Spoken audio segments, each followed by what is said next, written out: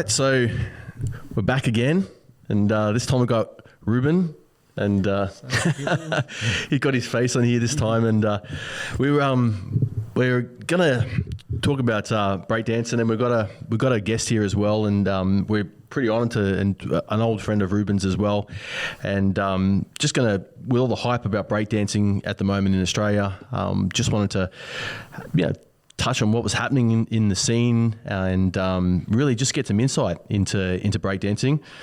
And we've got Reuben here, and you've been in the scene for some time now, and with everything that's sort of happening at the moment, breakdancing has sort of resurfaced. Everyone's sort of talking about it.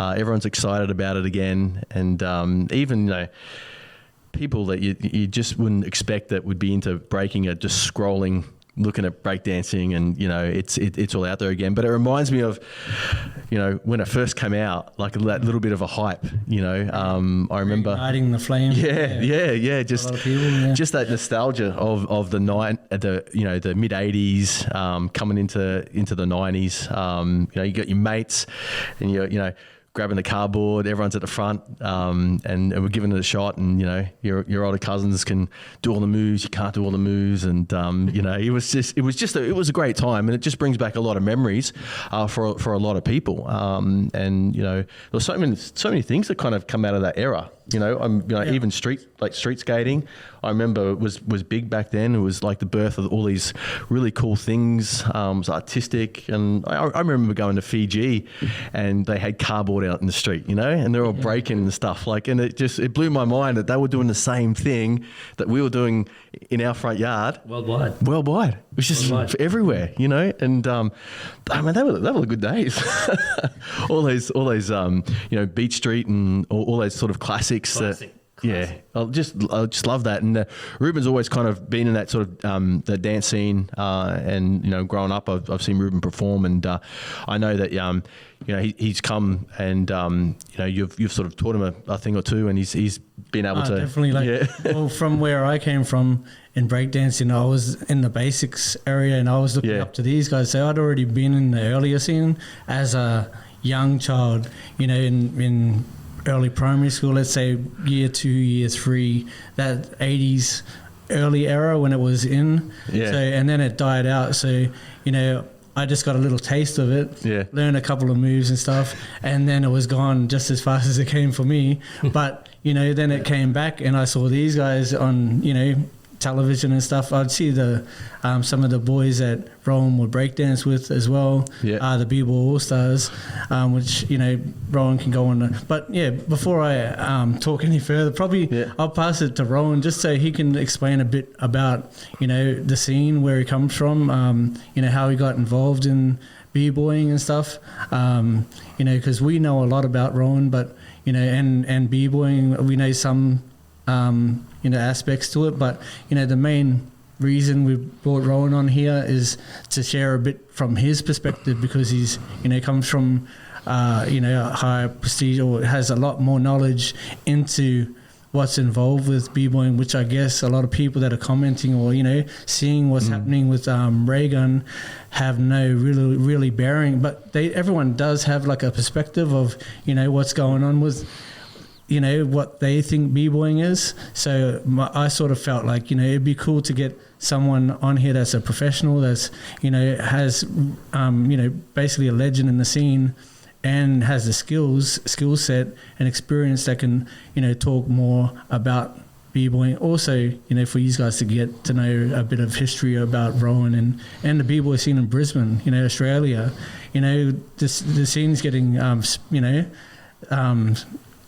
dirt, put on it because of what's happened, but a lot of people don't realize what's actually, involved in where the scenes come to, and what the boys have put in, the work that they put in to get it to here, where Australia can be involved in, this international scene and be involved in this competition. Like these guys put the hard work in. So yeah, for sure.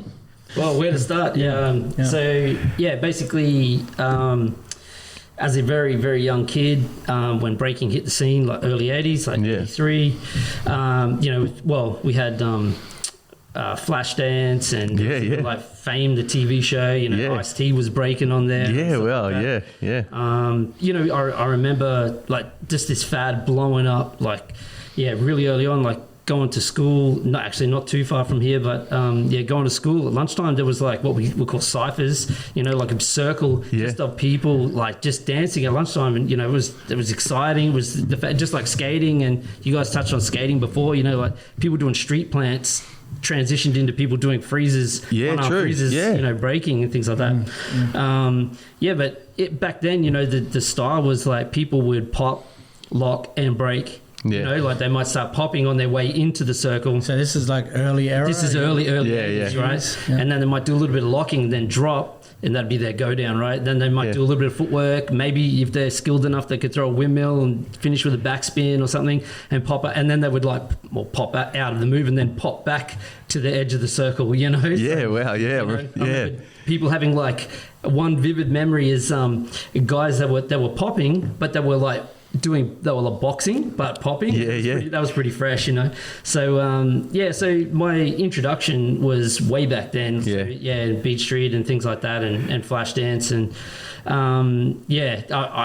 I can't tell you how many times, man, hundreds, like seeing the hip hop Don't Stop train, the whole car that they do in Beat Street. So we would be drawing. So that was my, you know, foray into graph as well. Like, so just a bit of background for people that aren't from our generation. So what Rowan's touching on, like movies that were, you know, iconic for breakdancing, Beat Street, Breaking, these movies which sort of introduced the world to hip hop, breakdancing, graffiti, all those aspects of hip hop, which, you know, we all grew to love. And there was things like Wild Style, Star Wars, you know, that really got right into the hardcore, not the sort of the Hollywood, I guess, side of hip hop. Just as a young kid, I was so drawn to it. Like, you know, I was so into like martial arts films, you know, as most kids were back in the 80s, and I guess it was like a natural progression, right? So a lot of the early moves were inspired by kung fu moves and, you know, things like that. So just energetic kid, just getting amongst it. I still remember, and I do not still to this day know who were the teachers, but I remember going to Woodridge PCYC and doing my first breaking lesson for 50 cents, right?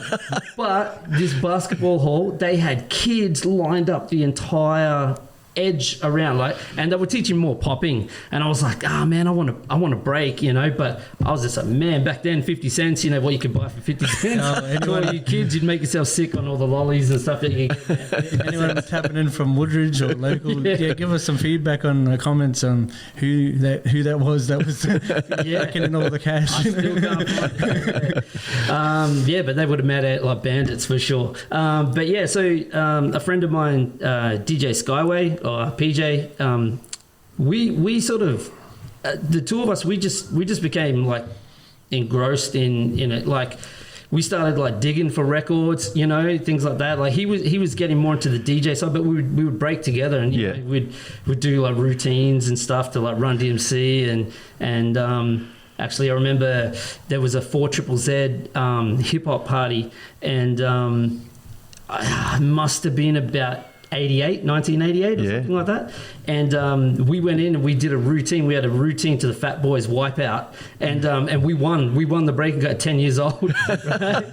And we won a pair of Dunlop volleys with fat laces. Like just one pair, we had to share them. So we just from early age we were just super like into hip hop, like everything. We used to call up the ZZZ hip hop show, and we would make up crew names just to try and get shout outs. Like, you know, but how limited, you know, like Australia was always a very like rock kind of country. It's like we love, you know, FM 104 rock, you know, like, and the only thing we got was the Run DMC and Aerosmith Walk This Way. That was the biggest mainstream track that we had, right? Yeah, well, true. And so the culture has, you know, as Ruse was touching on earlier, was very, you know, alcohol driven, you know, people coming into the circle just doing their sprinkler and, you know, I'm sure we'll probably get into that later. But, you know, so... And that's where it sort of progressed to, is that what you're saying? Well, they're still doing a sprinkler now. Yeah. But so up until about the late 80s, the early 90s. So as I was mentioning, you know, the graffiti scene really started to take over, and you know, Beeline down here, you know, it's like all the crews that are on the Beeline, and then you got like Shorncliffe line, Cleveland line. You know, remember those like THC and Kickoff Crew and, you know, DNA and Kickoff Crew is Bboy All Stars as well. Well, there you go. It's all intertwined. It's all intertwined. Right?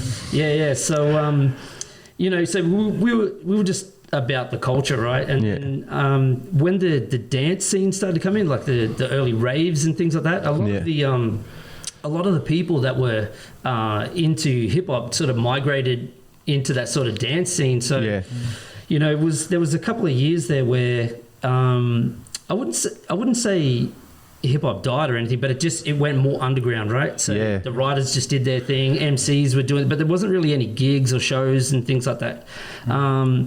So in 1988, the B-Boy All Stars was formed, and how that formed was there was all these different sort of crews that were performing together at World Expo 88, and they sort of with King P, Scan, the Twins, which is Broken Seas, and all these guys are like my mentors as well, right? So so they formed the B-Boy All Stars, and then 1990 comes around, and the B-Boy All Stars, which was Broken Seas and Busk, so Simon. So they entered the TV show Star Search, and they won it 6 times. I remember. I remember. And even Lewis Pinto, I believe, he was on there, and, you know, dancing against him and stuff like that.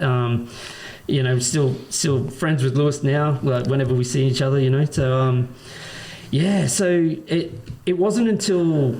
So probably about 89 to about 93, I'd kind of sort of just was focused on the graffiti side of things. And I wasn't really breaking as much, but that's when in 93, when I caught up with the Twins again. One of the Twins sees his girlfriend used to work at the Garden City Shopping Centre. And I used to see their HQ pull up, and on the back was the Vandal, right? Appropriate name. But they had pieced it on the back, just airbrush, but it was this piece, and Bill's characters, like Exit's characters, you can tell. And I was just like, oh, that's definitely their car. And I'm pretty sure they put that in an early Hype mag as well. So just for the listeners out there who don't know, Hype Mag was a graffiti mag that was the first full color graffiti mag that was out, right? And from Australia, and it was basically our Bible or our internet before the internet, right? So it was like people from all over Australia, like Melbourne, sending in their panels, like their trains and like that. And you got Death Wish Cast, like a MC group, you know, from Sydney, and they would send in stuff. So it was like if you made it into Hype, it was like, oh man, I made it, like, you know. So eventually 93 comes around. I'm speaking to Caesar's ex-girlfriend and stuff like that, and girlfriend at that time, I should clarify. And then I just said to her, I said, hey, can you introduce me? Like, you know, because I already knew who they were, and things like that from watching them on Star Search, and that was back in 1990, and that intrigued my interest to want to just break full on again. Because they were doing moves so clean and everything that, you know, it was so far advanced from what it originally was. And that's also thanks to King Pete, because he was the first one to say, oh man, we really want those nice like straight legs, pointed toes, real clean. Right. Gotcha. So, and then in the early 90s, Australia actually had the best power moves in the world. So that's why B-Boy All Stars are world known. And I'll sort of touch back on that soon. You gotcha. Their experience on that show and things like that, that's what led to me going overseas. And things. So, one thing about the B-Boy All Stars before we move on, where I was talking to Adam earlier about it. I remember they were probably the first people I ever seen wearing helmets, you know, and do you think they were the first to use helmets? And because they were probably the first I'd seen do head spins consistently, you know, to be able to just do as many head spins as they wanted to and basically just do whatever they wanted to on their heads, you know. Yeah. I hadn't really seen anyone sort of take it to that extent until I watched them. Yeah, so if you go back and watch, there's the actor Josh Brolin, like he plays God damn it, I can't think of his name. Purple guy with the Infinity Stones. yeah. I've forgotten his name. Yeah. But he's in a movie called Thrashin'. Like, yeah. So Thrashin'. Yeah. So right at the start of that film, you got Ozrock, Bboy Ozrock, rest in peace. And Orko. Orko's from a crew called Air Force Crew from LA. Yep. So he was originally from New York, but he came out to LA. So Air Force Crew were the first ones that we seen wearing helmets. Oh, okay. So that's where that comes from. But yeah, early on in Thrashin', right in the intro, before he goes, Breakin's a memory. The stereo, you know. So if there's a good movie to go back. If you're a Josh Brolin fan, go back and watch it. Even though he's not a fan of the movie himself, but So they weren't the first to do it, but Little Caesar from Air Force Crew was the one who was really taking spins further. So East Coast was all rock steady. Ozrock, the guy I just mentioned in the movie, Walker, he was in New York. He's in the early like Rocksteady Crew film clips like Up Rock and all that. So that's what also got us into breaking. He moved out to LA because he was doing tours with I think it was Coca-Cola, Pepsi, whatever it was. And then he decided, I want to stay and be a movie star, right? So he stayed in LA. But he started teaching Orko and Willpower and Little Caesar from Air Force Crew. But in 95, so I'm skipping forward a little bit now. In 95, Scan from Bboy Versastyle and A1, or used to be ISIS from Wicked Force in Melbourne, they actually flew out to LA and they stayed with Air Force Crew. And they were breaking with them. And then they went up to San Fran and they stayed with another crew called Renegades.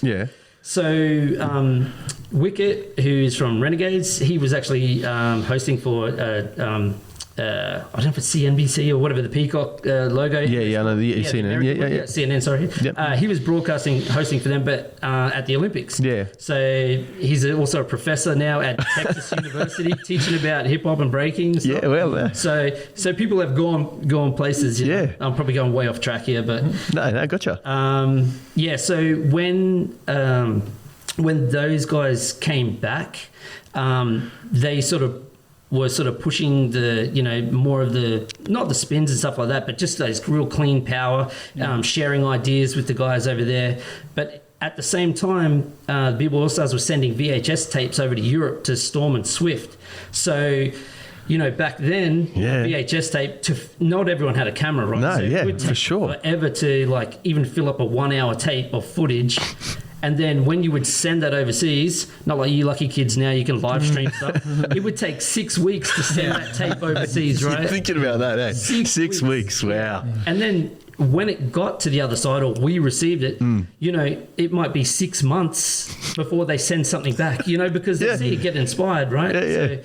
So that's how the connection stayed with Europe and Australia and the States and Australia. So I'm still far out. VHS today.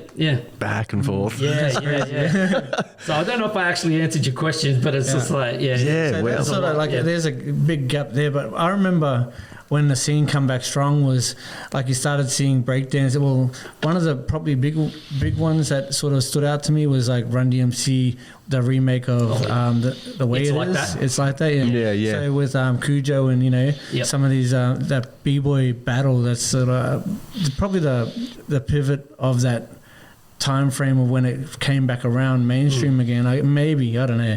So that was 2001, I think that 2001, that clip? Around that period. And then it started, b-boying started to pop up in heaps of hip-hop clips and, mainstream clips, and you started to see air twists and flares and all this sort of stuff. So there's the sort of next level and freezes and stuff. I started to notice that the style of b-boying, probably for yourself, you know that you would have seen the development of that. But I guess for someone like myself that, you know, that hadn't been amongst the scene, and then all of a sudden it's gone to this, you know, this where they're doing 2000s and stuff, where you can, back in the day I remember seeing someone do the 2000 on probably Beach Street, that movie, and then there was that UK battle that I saw on a video, and that's probably the most amount of breaking I'd seen on videos up until, you know, it started going mainstream on the video clips. But yeah, seeing all the development, and then I sort of seen it blew up from there again, and so the scene was like vibrant again, and everyone's, you know. Do you think it was like that period, or with you, was it still probably just steady? before that actually? Yeah, like 97. So as I was touching on earlier, the Twins, from what they had done and seen on Star Search and the Bboy All-Stars, things like that, they were invited to UK Fresh in 97, obviously in the UK, and so they got invited over to do a show, and it was like this massive summit. There's a guy called Blue Eyes from the UK, the promoter. He brought all the like Grand Wizard Theodore, like all these like OGs from all the elements of hip hop, brought them over, and there was like discussion panels and things like that. And the Twins did a show there. Now Thomas, who runs Battle of the Year, and yes, there is a movie called Battle of the Year, which is actually based off that real event and was actually filmed at that real event. Oh, wow. Chris Brown. Battle of the Year is probably like the biggest. Do you think it's the biggest competition for breakdancing? Like, no, there's sort of different formats, right? So, Battle of the Year is based on performance based. So there's all regional. Each country, you know, who's involved will do their nationals. So you have to do a 6-minute routine, which showcases like skills as well as, you know, creativity and like unison, everything like your routines.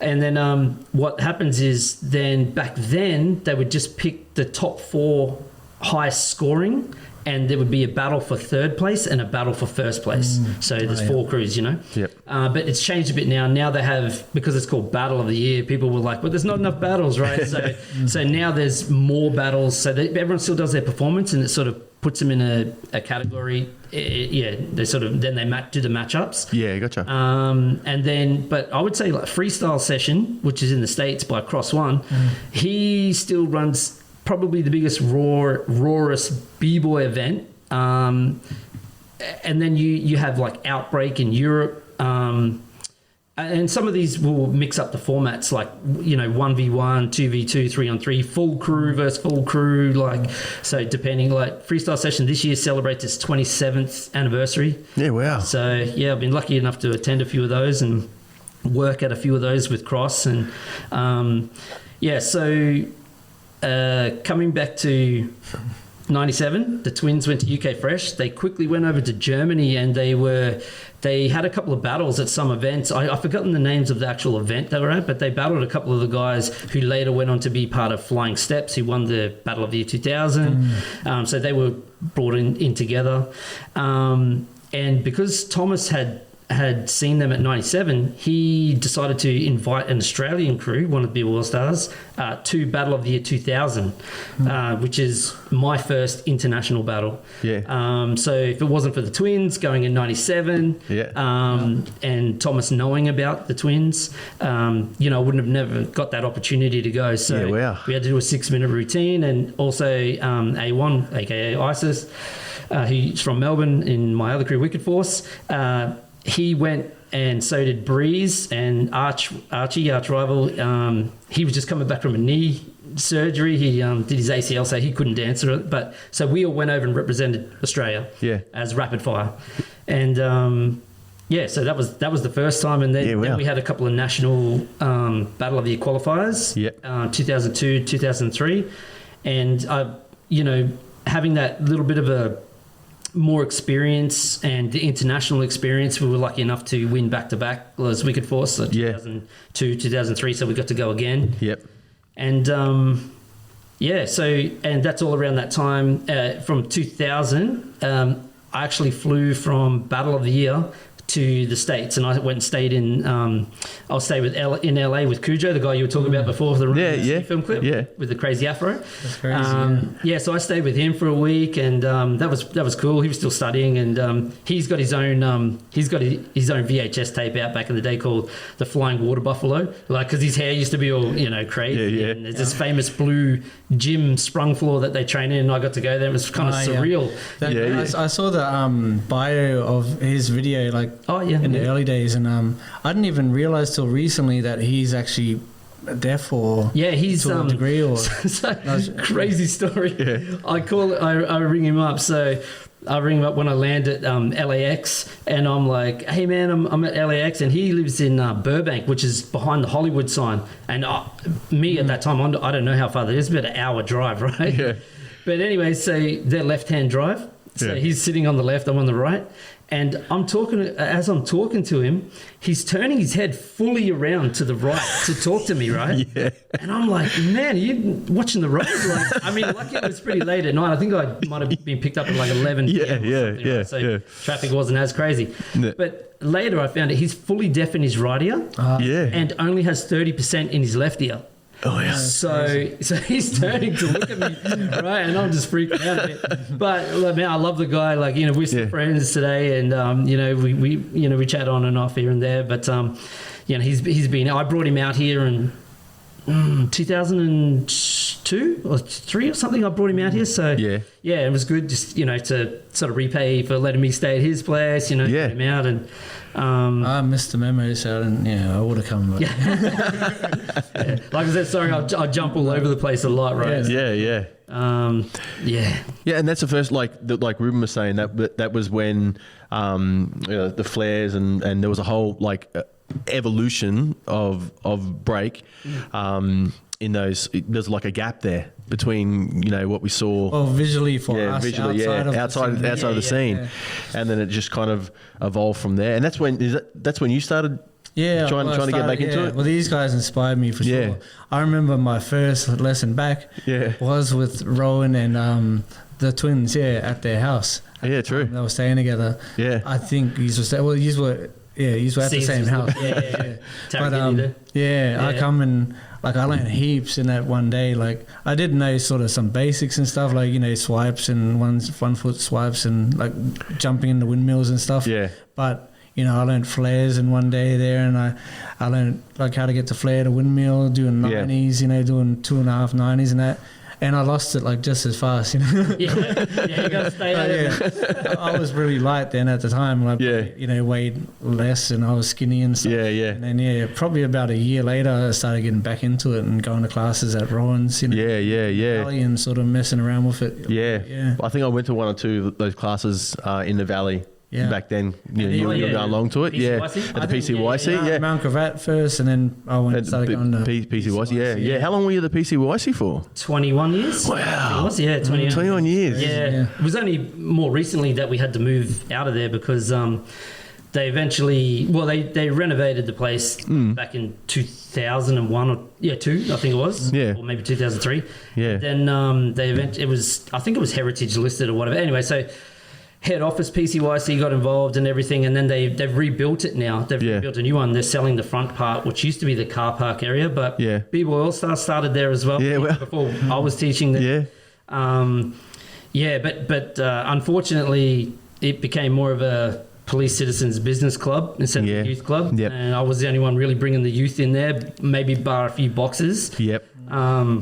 That's traditionally what it seems like, boxing, and there was that I think that do some gymnastics classes or something like that. Trampolining, they had the same Woodries that had the trampolining. We used to went there on the tramps. You try to get on hardcore and you're like, feel like concrete boots. But 20 years. 20 years ago there. So out of that 20 years, you would have taught a lot of people in that time frame, and like a lot of guys birthed out of that as well. There's some still going now. They're 30s now. They started there as 13, or whatever. But it's a shame because everybody knew it.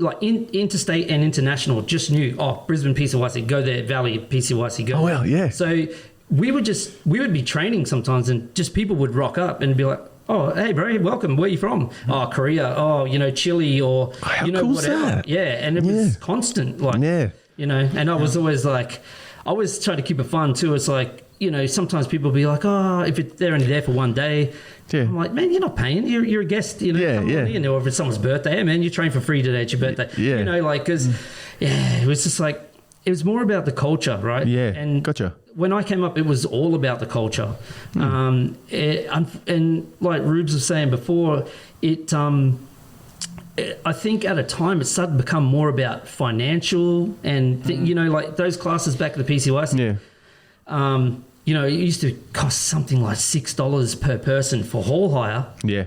And I was charging $10. So you know what I mean? It's like $4. Like, but I wasn't in it for the money. Yeah. I just wanted to build the scene. Yeah. So that was my primary focus. It's like I could keep training and winning comps or potentially winning more comps and stuff like that. But then I don't have anyone or as many people to enjoy it with. I don't have a scene. I can't pass on the knowledge. No one to pass it to, right? Yeah. And it just dies off. It dies off, and I've already been through that once in Australia. You were saying that in that time period. Yeah, so it really died out, and and to another point you mentioned earlier is like that mentality is still around now. Like a lot of those people commenting on what's happened. Yeah, I even saw a thing today. Like I don't know, might have been 2GB or something like that, and the guy they're uneducated in what they're saying, right? They're just like, oh, this person, like Raygun went up against Holly Molly and she's doing big moves and Raygun got through with that. But they don't understand the intricacies and how much creativity and originality is incorporated. And you need to showcase yourself, right? Otherwise, we'd all be clones. Yeah, so, for sure. Coming back to your comment about the power moves, was actually a reason why I changed my name from Kid Rock back in the day. Oh, okay. So being part of Rapid Fire, I was in the Bboy All-Stars towards the end of it and then became part of Rapid Fire. We were fortunate enough to, we were sponsored by Echo for a long time, but they organised the first televised battle since the Countdown battles in '83. Like that happened in Australia, right? So they had to see crews from all over Australia battle. Yeah. So this is 97, right? From 83 to 97. Yeah, that's how long it was, right? So Steve Douglas from Echo in Melbourne, he's just like, yeah, let's put on a battle, and we know we've got Bboy All-Stars and Rapid Fire in Queensland, and we've got Wicked Force in Melbourne. Yeah. So we got together at a club called Revolver, and we battled for an hour straight. And the place was over capacity, Revolver. So no way it was past the fire standards, And it was crazy. So we battled for an hour, and it was so dope. And Foxtel had filmed that, and they loved it, and they're like, we want another one. So we had to battle again. It might have been about 4 months or something later. I went to work all day, jumped straight on the plane in the afternoon, flew down. We didn't battle till like at the Metro in Melbourne City until like 1 o'clock in the morning. Yeah. I had to jump on the first plane back. It was like 6 a.m., no sleep, straight back to work. But it's just what you did, right? Yeah. So, so back then it was, all of us were doing more power moves, right? So, Did it become power moves because pre-internet, pre-internet, I guess you're not seeing what everyone else in the world is doing. Yeah. So then if all the guys here doing power moves and you become really power move heavy locally, is that what kind of happens? So Rocksteady would have their Rocksteady crew anniversary in the early 90s and stuff like that, where some of the VHS tapes got out, right? So out to us. I remember Leg sitting on like the basketball hoop, and he was sort of dissing the guys from Japan, the Imperials, because they were primarily power moves, right? Stuff like that. Gotcha. But I was saying earlier as well with Air Force crew in LA, and then Storm and Swift in Germany and Europe, and then Australia. All three of those crews are all power moves, power heads, right? Gotcha. So. But it was sharing the videos between all of us. Yeah. But it was all different combinations of power. Gotcha. So they were the biggest, hardest moves back then, you know, power moves. But Rocksteady and there's other crews as well, but I just mentioned them because they're the most famous, right? Yep. So they were more foundational footwork and everything like that. But they did have like one of my icons is Easy Rock. Easy Rock was from LA. Yeah. He was in Rocksteady. So Rocksteady foundational footwork. So so footwork is when you're on the ground and your legs are moving around. Yep. Some people used to call it the crazy legs, but it was actually footwork, like 6 steps. There's so many steps involved. So Easy Rock was a power move, and I used to really like Easy Rock. Yeah. So when my name came about, right? So I was like, I'm still young. I want an old school name that sort of pays tribute to the old school. Yeah. As someone, you know, be like someone rock or something two or ism or whatever, right? And so, but I was like the newer kid on the block. So I was like, oh, right, I want to be Kid Rock. Yeah. Okay, so fast forward a little bit. Like, so I was breaking under that name and performed for that name for ages. Then I see a video, a VHS tape cover. I know I'm saying that word a lot, right? Yeah. You kids go out and study what a VHS tape is. Video player. Yeah, and a video player. We used to have to rewind those things. Like, anyway, so I see this cover and I see Tough Kid and Kid Rock, and I'm like, oh, what? There's another Kid Rock. Like I was devastated. Yeah. Right? And at that same time, Kid Rock the rapper came out. Right? And I found out later he also used to break a little bit back in the day. Oh yeah. Before he's rapping now, he does it sort of country. Blighter, right? Yeah. I got you, Kid Rock. So yeah, and then so I was like, oh man, and the guys in Air Force crew, like Willpower and that, had long hair. I used to have really long hair, right? Yeah. Plaited up and stuff. Because I was like, oh, if those dudes can do it, I can do it. And Easy Rock used to have a mad rat's tail, like super long rat's tail. Yeah. Like Oz Rock, who I mentioned way earlier. Yeah. He had the essential b-boy cut. It was actually the little ducktail, right? Yeah, With the 3 tracks on the side of your head, so the tracks in your hair. And to me, that was the freshest. I was just like, man, that's so dope, bro. I want that b-boy steez, you know. And then so I did a mix of that. I had long hair for a while, and then obviously Kid Rock, the rapper, comes out, long hair. Yeah. I see the video tape, Kid Rock. The guy's name is Benny Komodo. He's originally from Switzerland, but he ended up in Germany. Yeah. He's got long hair. And I'm like, oh man, there's too many similarities, right? And I'm still in Rapid Fire. We do a show at a place called Bonapartes. I call it Broken Parts because we're doing a show live in front of like Foxtel. Yeah. And I do a flare, and I was like, I want to look like that Euro style of like long sleeve shirt, which is not going to sound out of place now, but long sleeve shirt, the sort of tighter jeans and everything. And then I do the flare, and I've actually got a photo of exactly when it happened. My leg comes up to the side, and as soon as it goes up, snap my kneecap in half. Oh. Yeah. But I kept breaking for 20 minutes, right? Because they were filming. I didn't know the extent of the damage. I felt it clicking, like that. And then obviously as the night went on, it started swelling. So moving forward, I see Kid Rock the rapper. I see that. I broke my leg, right? First time I've ever felt like an athlete, man. I was so devastated because all I wanted to do all day, every day is just break. Yeah, gotcha. Yeah. So first time I was like pretty much reduced to tears in the hospital. Yeah. They're like, you got to get an X-ray. Yeah, it's broken. Yeah. I'm just like, my heart sank. Right. Am I ever going to break again? I'm going to be out for ages. And then I ended up with a cast on my leg from my ankle to my hip for 3 months. Oh, yeah. Right. And during that time, how old were you then? 22. 22. Yeah. So I was just hitting peak. You know? Yeah, 22 or 23, and then so those things happened with Kid Rock and that, and then I went, man, people when they talk about Rapid Fire, they only know the twins, Bill and James, right? Yeah. I'm like, what have I got to do to get my name recognized as well? Like, I'm training hard, you know. For an example, like I said to C's, I'm James, man, how do I get flair to 90? And he was just like, oh man, it's really hard, it's really hard. I was like, right, that's all I need. I'm going to get this. I'm going to show you. Yeah. And I just hammered it. And because back then we all had our own combinations. So say if someone was doing like swipe mill flare or something, I wouldn't do that because that's their combo. Gotcha. So I'm going to do flare, 90 flare, and you know, so everyone sort of had their different different combos. And I used to joke and call us the bubblegum B-boys because talking about the helmets, you would know who was who because we all had our own color, right? Yeah. Mine was like this turquoisey blue. Yeah. Relay had a purple, so it looked like the Hubba Bubba chewing gum colored pack, you know? Gotcha. So that's what I was saying that, right? So during that time while I got my cast on my leg and I'm sitting at home, you know, we were still sort of teaching downstairs. Yeah. We call the dungeon where the house you came to, right? I'd go down and try and do hand glides with a cast on my leg.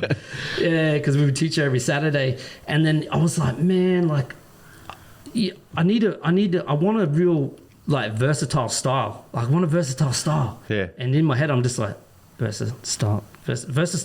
Like, So I don't want to just do this, like, as much as I love power moves, and I still did them for a lot longer after that, but I was like, I want to start branching out and doing more, you know, more creativity, more originality. And, gotcha. And because I've always had that belief, it's not what you can take from the dance, it's what can you give, what can you bring to the dance, right? Yeah. So, you know, we don't want clones. No, it's an expression. It's an expression, self-expression and trying to get yourself, you know, imagine if every painter just... Yeah, because it's an art. It's an art form and it's expression and that's how it works, isn't it? Yeah. Exactly. So just happen to be those coincidences. And I find out later that VHS tape that I said with Tough Kid and Kid Rock, his name was actually Rock Kid, but they printed it back to front. So I had two incidences, the long hair, and I was like, man, I need to change my name. I want a versatile style. Damn. So it had silver lining. Gotcha. And then we went into... I remember after I got my leg out of a cast, we did a quick show. 1 week out of a cast, I had no like quad muscle. Yeah. Went and did a show in town. Just off, boom. Yeah. Almost damaged myself again. We entered a dance comp on the Gold Coast, and still friends. You know, Errol. So we're going up against like dudes like Errol. And stuff like this. They're still really good friends with now. And I'm dancing with Marietta and Patrick, and they're like, oh, what are we going to enter as? And I was like, I want to trial out this name, right? I say, Versastyle. Let's enter as Versastyle. And we won it. And I was just like, hey, it's an omen. All right, I'm taking it now. I'm going to use it, you know. And shout out to Patrick. Yeah. So just from there, that was the whole name change. And then I changed up the style. Yeah. But Wicket, who was in San Fran, the guys that Isis and Scan, Josh, they went and stayed with in San Fran. Yep. They entered this legendary battle called Radiotron, which was held by Air Force crew. So if you remember the movie Breakin, they held it at the Radiotron, which was a real place. It was like a youth center in LA. Oh, okay. And Ice-T's rapping on the stage. Yeah. Right? So it's all intertwined, you know. Wow. So there's this legendary battle with Renegades versus another crew called Style Elements. And this is 96. And this is what first kind of got me thinking more about like, man, I need to, like, when I first watched him, there's a B-boy called Remind. Absolutely killer. Like, he's just so fresh. Like, so dope, right?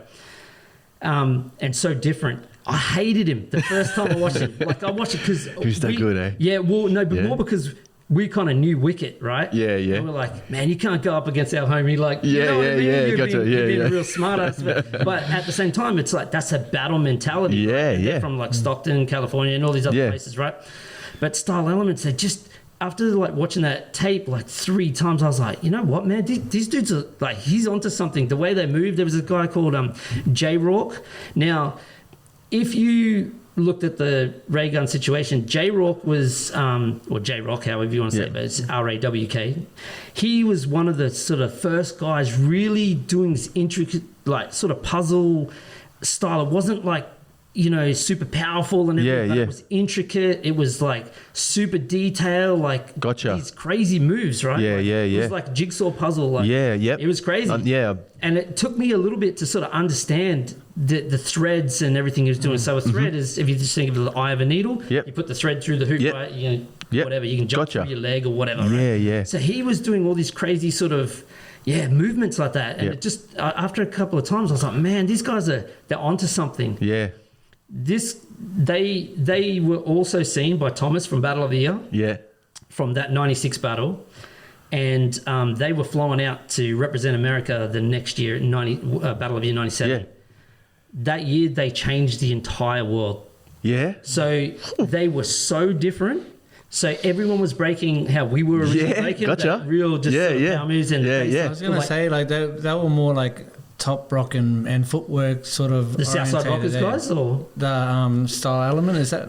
Yeah, so Style Elements, and Po One actually lives in Adelaide now. He lives in Australia, so they were more about. It's very battle orientated, so you're really like you're dissing, your opponents and that. You're being cheeky, but you've got like unique movement and flavor to back it up. Right? Yeah, so each single member was different. They had like Super Dave. Yep. He was their power mover, and it was he was a killer power mover, right? Yeah. And so they put out their video after Battle of the Year, but in Battle of the Year 1997. They battled the Southside Rockers, who were more traditional of the East Coast Foundation footwork, and also the West Coast foundational power. Like we call it sort of ground power now. There's air flares and everything, air power's in. Yeah. And then Style Elements just came in just left field and just smoked them. You know what I mean? Yeah, Just with so much uniqueness. So much, in fact, that Battle of the Year, the very next year, 1998, it was like a whole different... Yeah? Yeah, like you could see a massive shift. So France, Switzerland, within 1 year. In 1 year. Boom. Everyone was just like, wow. And then phase two from the States came over, and there's a guy named K-Mel, killer battle B-boy, like tall guy. Are we still on VHS at this time? We're still on VHS, man. We're still on What year was that? Wow. So that was 97, and then 98 was when phase two went to Battle of the Year. And But just through VHS, through VHS tapes. These tapes got sent around the world, this comp. in 1 year, changed. Well, especially all the Europeans. Yeah, right? a bit closer together as well. Closer. Yeah. But you, even now, though, so even if you go to, say, like, Ukraine and Russia, they're absolute killers, but they have different styles to each other. Yeah. Even though they're They were one, but yeah. That's right. But then you go to France, Italy, Germany, Spain, totally different. So there's a guy named Maurizio from Rocksteady. He's part of Rocksteady, but he's in Italy. Yeah. He went out to Japan years and years ago. Their foundation is based off Maurizio. Yeah, so Maurizio, being in Italy, is heavily influenced from New York, right, being part of Rocksteady. Yeah. And then there's a b-boy called Cloud, like the Final Fantasy character from the game. Yeah. In Japan, who was very heavily influenced from. Sorry, my bad. Yeah. Cloud is from Florida. He went out and he influenced Japan as well. Yeah. So there was Maurizio's flavor, Cloud's flavor, down to the T with what they wear, their style, their footwork, and so that's kind of their foundation based on. And there was a Rocksteady Japan, like they had their own chapters all around the world. Crazy, yeah. So the foundation was still there. So this blows my mind. Like it just goes so like deep. the seed started and the etymology of like the whole thing just it all interconnected and just over like decades. Yeah. Well, even like to the degree of, for people to understand, going back to the Raygun subject of, what goes into a B-boy or B-girl and what they actually do. So the structure of, breaking it back down then, you could say like to where it is now. So when I see it now, I see like, to a degree, I think they like, to me, it feels like people hog it. Like they do a really long, they'll bust into, like, let's say they do some footwork, some top rock, some footwork, and then they'll do something, then the power moves, and they'll get back up, jump back into a power, combination, do a long ass combination, and you think, okay, cool, you've done your thing, and then they'll get back up and hold up, I've got a little finisher, I'm going to chuck on it. I sort of feel like that became a style, because of some hogs.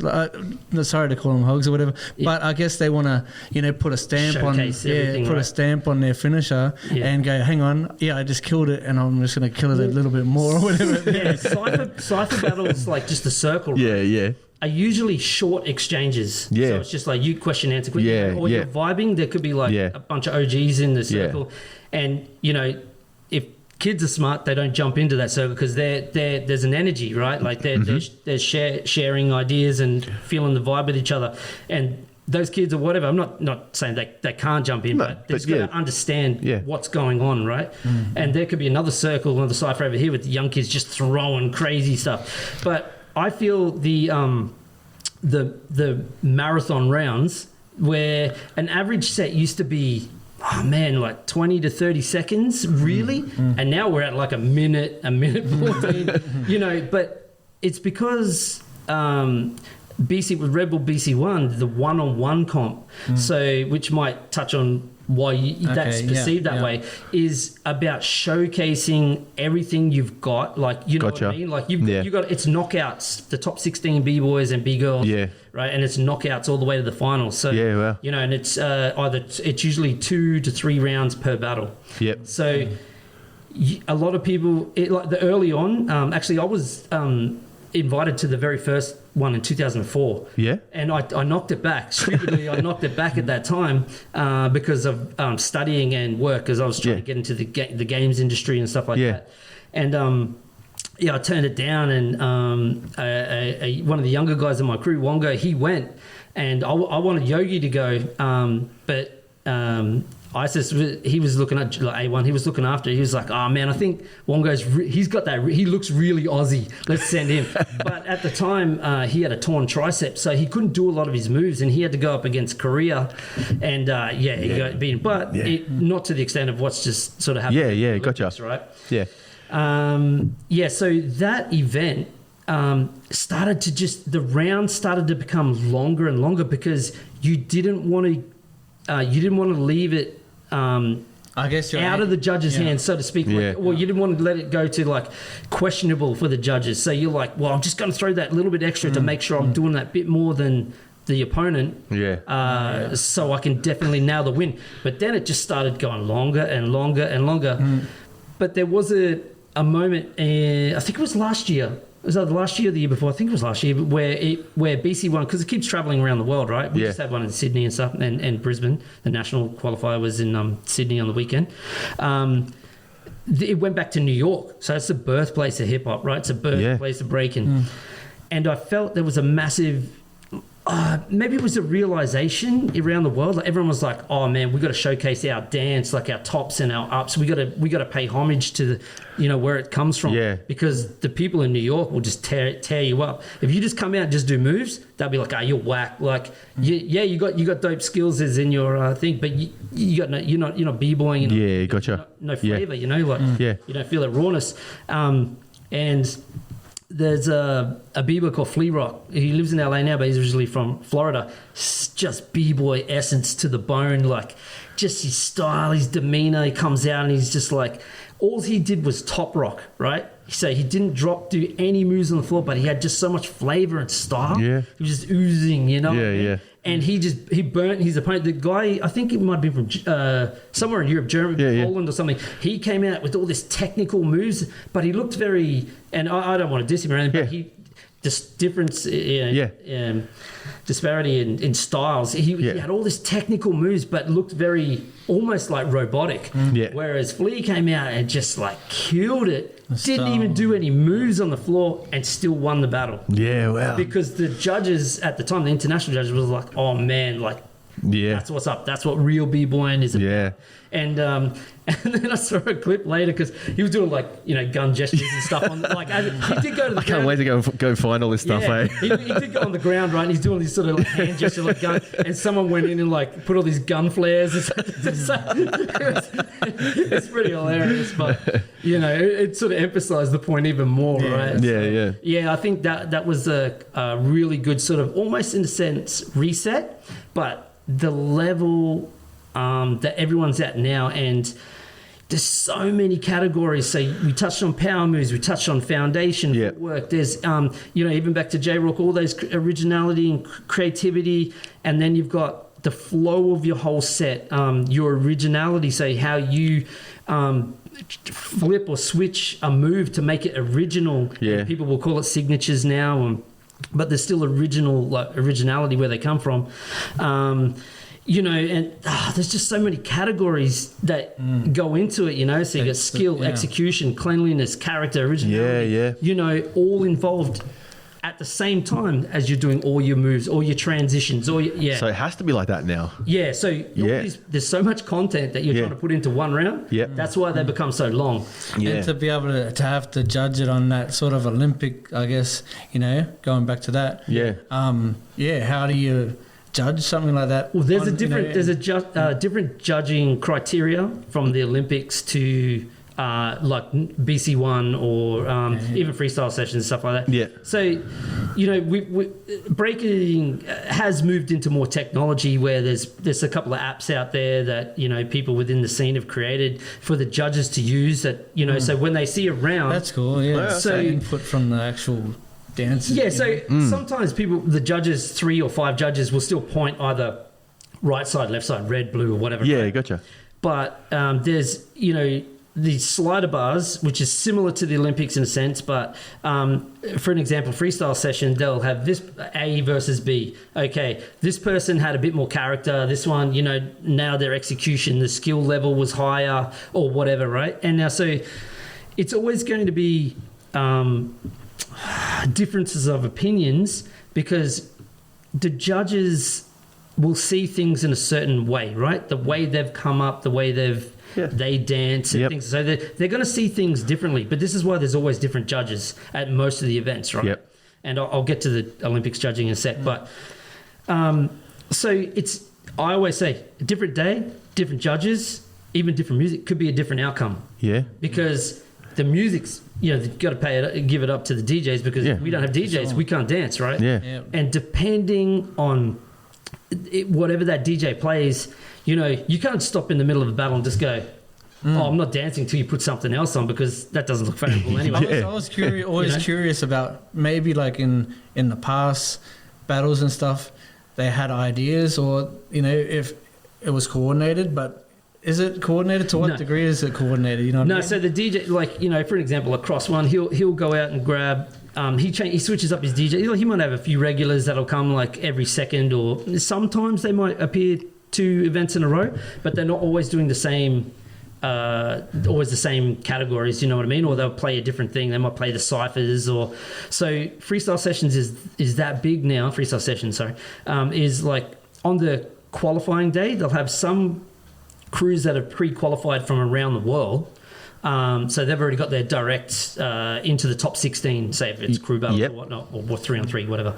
But then there's a few open slots that crews from around the world will fly in and try to win to get in, to get selected. Yeah, gotcha. So they'll have 3 ciphers happening at the same time. They'll have 3 sets of judges. So which could kind of be a little bit weird in itself because judges could see things differently. However, that one DJ, he might be spinning for the hour that all these battles are happening, or 2 hours, you know, or it's usually more than that because there's like 200 crews entering, like it's crazy, right? Kids, you name it. So those judges will go in, the DJ will play with that, but then he'll have different DJs from day 1 on the qualifying rounds to what's on day 2, you know, and then for Battle of the Year, they will have DJs, they'll have set DJs that don't play during the performances because that's all choreographed. You have your own music. Each country's done their own music and stuff like that. So the two DJs will, you know, one will play one battle, the next one will play the next one, or whatnot, right? Do you think they're choreographed or coordinated with each of the crews, or no, because they're, you know, that'd be seen as some sort of bias. But however, in saying that, certain crews will tend to make it to the finals more often than others. Right? But DJs, the good DJs will be like, oh man, I've got this killer break. I've got this killer break. I'm going to play this. Or I know for that type of style that this crew energy brings, I'm going to play this banger because that's going to make them lift, you know, and then the battle just gets hyped. Like when there's a classic break, even like the Mexican or something, right? You know, the Mexicans. But so to a degree, you could think probably the DJs are probably seeing it as a battle against each other to sort of kill it for their crew to kill it. Maybe if they're spinning back to back, like this battle, you've got the next one. But usually they have a the DJs don't pre-mix their tracks, what they're going to play, right? Because they spin live, and this is the difference. Yeah, right? well, okay. And usually it's vinyl. They have Serato and things like that as well. So I don't have to carry crates and crates of music. But like, I think they would talk to each other as in to say, I'm going to play this, like maybe these tracks, you know, just so there's not too much double up of anything. Yeah. But at the same time, each DJ wants to showcase their individual style. This is me, especially at an event like Freestyle Session. It's like, that's them also announcing themselves to the world. Yeah. So they do mixtapes, put them on SoundCloud, like DJ Flag or, you know, Raygun, or there's heaps, man. And they just got like killer breaks from like, I don't know, Eastern Europe or whatever. Because, like music in itself, like for b-boying, where do you find it? You know what I mean? Like, it's you got to dig. I've been on it now. Just listen to it. Oh man. Well, the joys of being a bit older and hearing so many changes in music. Oh, perfect example. It might be a bit of a long story, but so I was fortunate enough to, after in that 2000 when I stayed with Cujo, we went out to Vegas. I stayed in Vegas for 5 weeks, and I stayed with this b-boy called Quality. So Derek, he's part of Style Elements crew, and Wicket, who used to live in San Fran, also lived in Vegas at the time. They were performing and stuff together. Almost got to meet Christina Aguilera at that event. Because I was at Cujo's, and they're like, quick, fly out to Vegas. It was like a 45-minute flight from LA. I get out there, but because of the time difference of New York and LA, they had just gone on and performed. And so as I got off the air, you know, out of the airport, poker machines around. I was like, what the hell? Where am I, man? Like, you know? And then anyways, I get there, but Remind, the crazy dude who I said, like, you know, that I didn't like originally. It's like, this dude's onto something. He was there, this other guy, Crumbs, and Wicket. So Crumbs is he's in so many movies. Wicket and Crumbs are in, oh my God. Main dance battle movie. I can't believe it. You got served. There it is straight away. So I can't believe it. Wicked will kill me. So they're in those movies and Step Up and all those ones. They're all in. So the good thing is they have real b-boys doing stuff. A lot of people don't even realize, like, you'd see a lot of the choreography of b-boying stuff in the battles, and then next minute it's on a movie. People like seeing these things like this for the first time back then. But you know, if you're in the b-boy scene and watching the battles, you're like, I've seen that, they've done that back here or whatever, you know, which is cool. Like, you know, but it's pretty. I guess back then too, it was sort of that thing. Whereas, how do you get the b-boy, like the visuals? You have to know where to get the visuals, you know, to watch these videos or whatever. It wasn't so much of a thing now where, you know, things are just thrown out there. You can see anything at any time, you know what I mean? You can see battles. And I'm going back and looking at all the battles you're talking about next week, you know. Then it was a bit of a hunt. It was a bit of a hunt back then. On the music thing, so we're out in Vegas, and then there's this comp that comes up in Arizona. And we're all like, we should enter, right? So we're like, okay, cool. So we drove 6 hours to Phoenix in Arizona. That was pretty cool. Just a mad car trip, just all b-boys. Like that. So from Vegas. And so we get there on the first day, we beat all the prelims, and we advance to the finals day. On the way to where we were staying, I had no idea, right? We're just following. So Wicket's there and all that, and he's just like, we're just going with the flow. I'm like, okay. So we pull up to this house, and I'm like, man, this is like hardcore, like gangster dudes, like, you know, all tatted up, like back then, you know, all the you know, but they're mad tatted up, real big boys. If you had face tape back then, Will. He was like, you're a killer or something. You know what I mean? And but as we're walking into the house, I look down at this dude's leg. I'm like, what the? Dude's holding an AK with the like 45 or 75 round, that banana clip. He's just walking in. I'm just like, what have we got ourselves into here, right? Like, and I'm looking at Rick, and what a trip. And they're just like, and they were just kind of like, oh no, it's all cool. They're cruising in. I found out later they were like, oh damn, like, you know what I mean? But so just acting it, yeah. So I'll get into the main bit about music, right? So we get into the house, they're all these massive boys, and we're like, oh, where are we gonna sleep? And he's like, oh yeah, no, you can sleep in my room, whatever. And they'd knocked down one of the joining walls to make the room even bigger, right?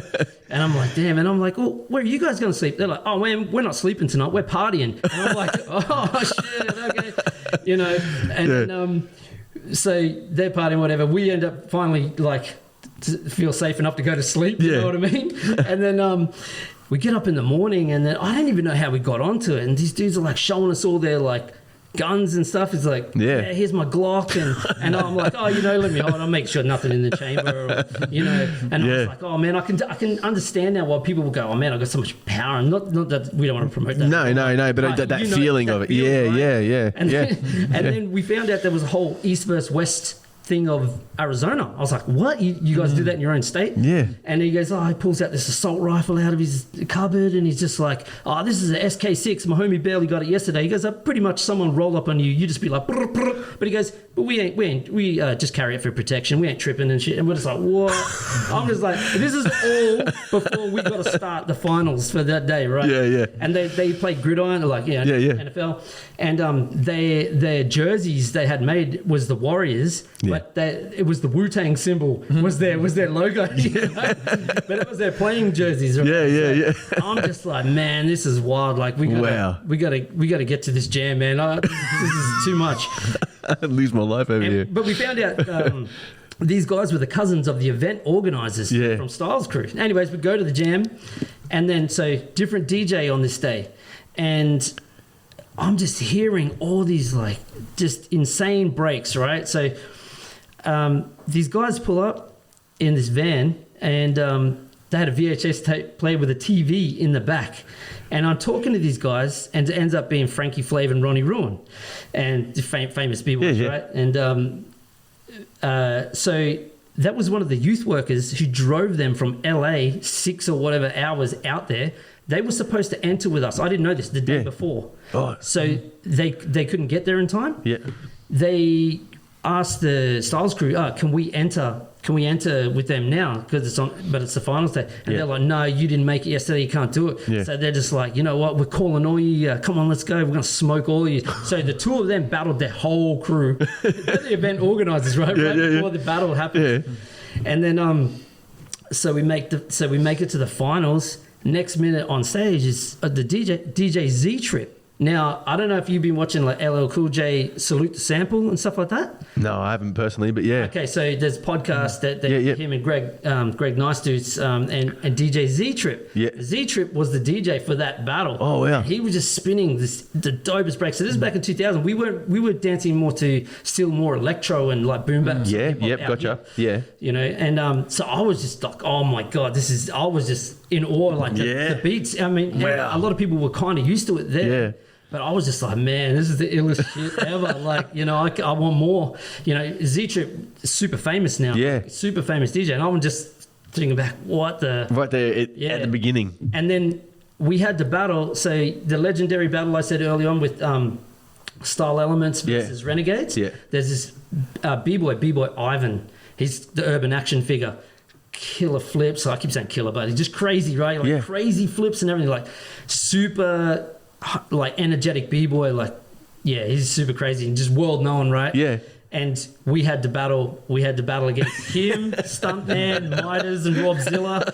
Rob Zilla was into those intricate sort of moves like J-Rock as well, so all that originality and stuff. And Stuntman and this is the craziest 24 hours ever. Oh yeah, man, and it still gets a little bit better. So Rob Zilla and Stunts, they created a crew called Originality Stands Alone. So that would come into play later, I guess, with the Raygun and stuff like that, right? They're big on those sort of movements. And so we battle, and I used to do this move, a gainer, which is a running forward back salt, right? Yep. But I would do it and I'd take my shirt off mid-flip. Boom. But because Ivan does all these flips, they're like, can you do that? Can you do that? And throw your shirt at Ivan, you know? And I'm already like, oh, damn, I'm battling Ivan, you know, because I already know who he is for a few years. Yeah. So I'm like, all right, stop it, just run out, just throw my shirt right, and he's just like, was that for me? And he came out, just did these super fast windmills. But the whole idea was to shake him, to throw him off his game. Yeah, right? gotcha. Yeah. And we get 10 minutes into the battle, and it was only meant to be a 10-minute battle. Yeah. And Derek rolled his ankle, like quality, hurt his ankle in the battle. So he couldn't really go out too much more. And then, that 10-minute, they're like on the mic, what do you reckon? We finish up? No, 10 more minutes, 10 more minutes. And I'm just like, no. Because I already felt like, we're on top. Yeah. And I'm like, nah, not 10 more minutes. And then I was just like, all right, we've got to do it now. Yeah. And so, Wicket went in, held it down, like, oh, man, yeah, that was What crazy. memories, man. And then after the battle, so we won. We were fortunate enough to win. And I think I had the trophy at the time, and Ivan comes up and he's just like, oh man, can I have a look at the trophy? And I was like, oh yeah. And he grabs it and boom, out the door. He runs. I'm like, just like, whatever. Yeah. And and then they said to me, did Ivan take the... You better go get that. He'll take that, man.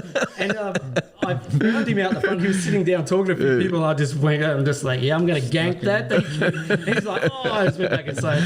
And then on our way home to some apartment... I don't even know how we got this apartment or whatever. But anyways, some European dude was with us. I don't know where we picked him up from. There's a photo. I've got a photo of like all of us there.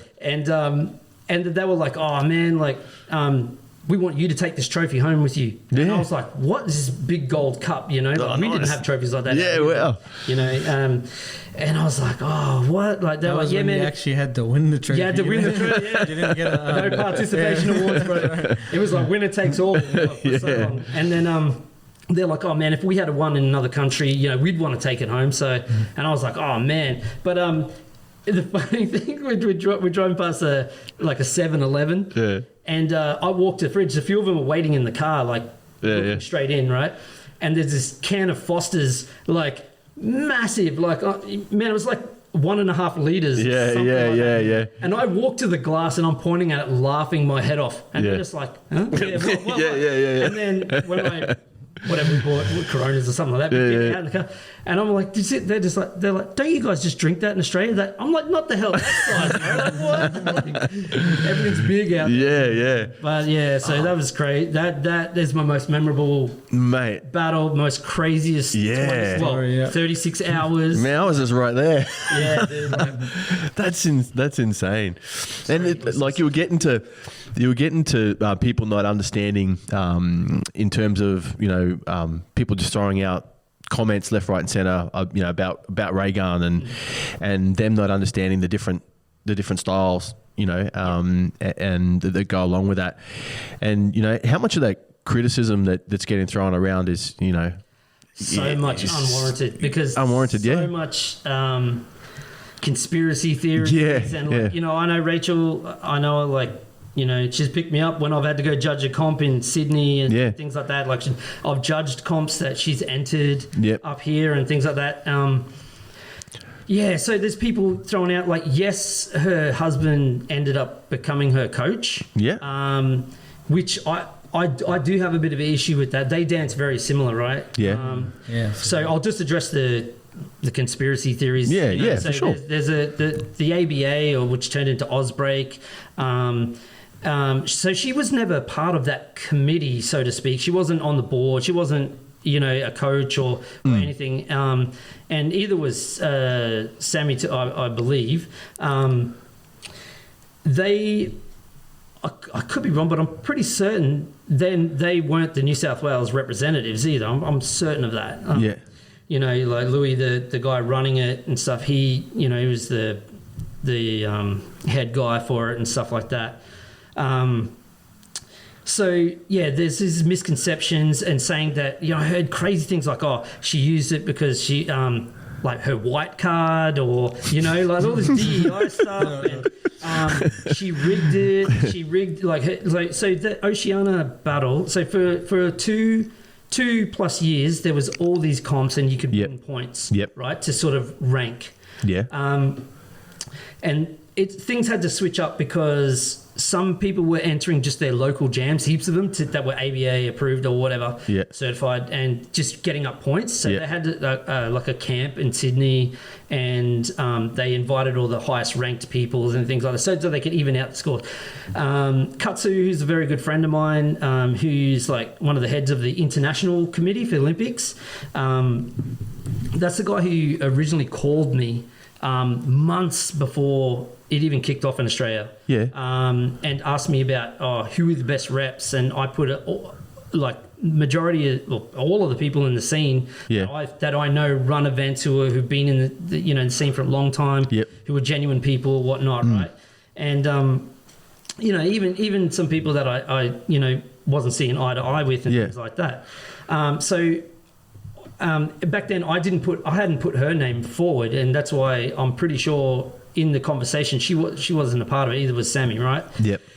So there's things that she and we're still yet to find out, but there's things saying that she somehow used the taxpayers' money to go and all this crazy stuff. Now, just from my personal experience, seeing her in front of me dance many times, right? I stayed up till 3 a.m. and I watched the battle live. And I have said this before. I've never covered my mouth and gone, what did she do? Like, what are they doing? I've never done that, right? And so I'm just trying to be honest with my reaction, feeling. So, and this will all tie back into when it died out and the rock scene and all that kind of stuff, right? So, watching that, I was like, man, what is she doing? But I wasn't starting to tear her down immediately. That's why I wasn't thinking anything. My very next thought was, we've got to do something more for the B-girl scene in Australia. Right. And this ties into me earlier on saying why I slowed down competing so much, because I wanted to build the scene. Gotcha. Right. So I'm always coming from a place of the culture, the scene. You've seen that gap there. So I mean, there's always going to be battles, and the crew that I started, Skill at Will, which is celebrated its 20th anniversary 2 years ago. We had, I didn't think of it at the time, but there's legendary battles with Fresh Socks from Melbourne and stuff like this. Is people talk about it now, and I when you're living it, you don't really think about it. You're just like, we want to be better than them. They're like, we want to be better than them. Pretty much. So things got heated, and all that kind of stuff. But that's part of the game. That's a scene. Originally, Breaking was taking out gang violence. Instead of people getting shot, stabbed, and whatnot in New York, it's like, let's dance and get it out that way. I sort of have a few questions, I guess, and then not to say that you could answer it even, or because I don't know, to a degree we don't know the whole entire b-boy scene throughout Australia.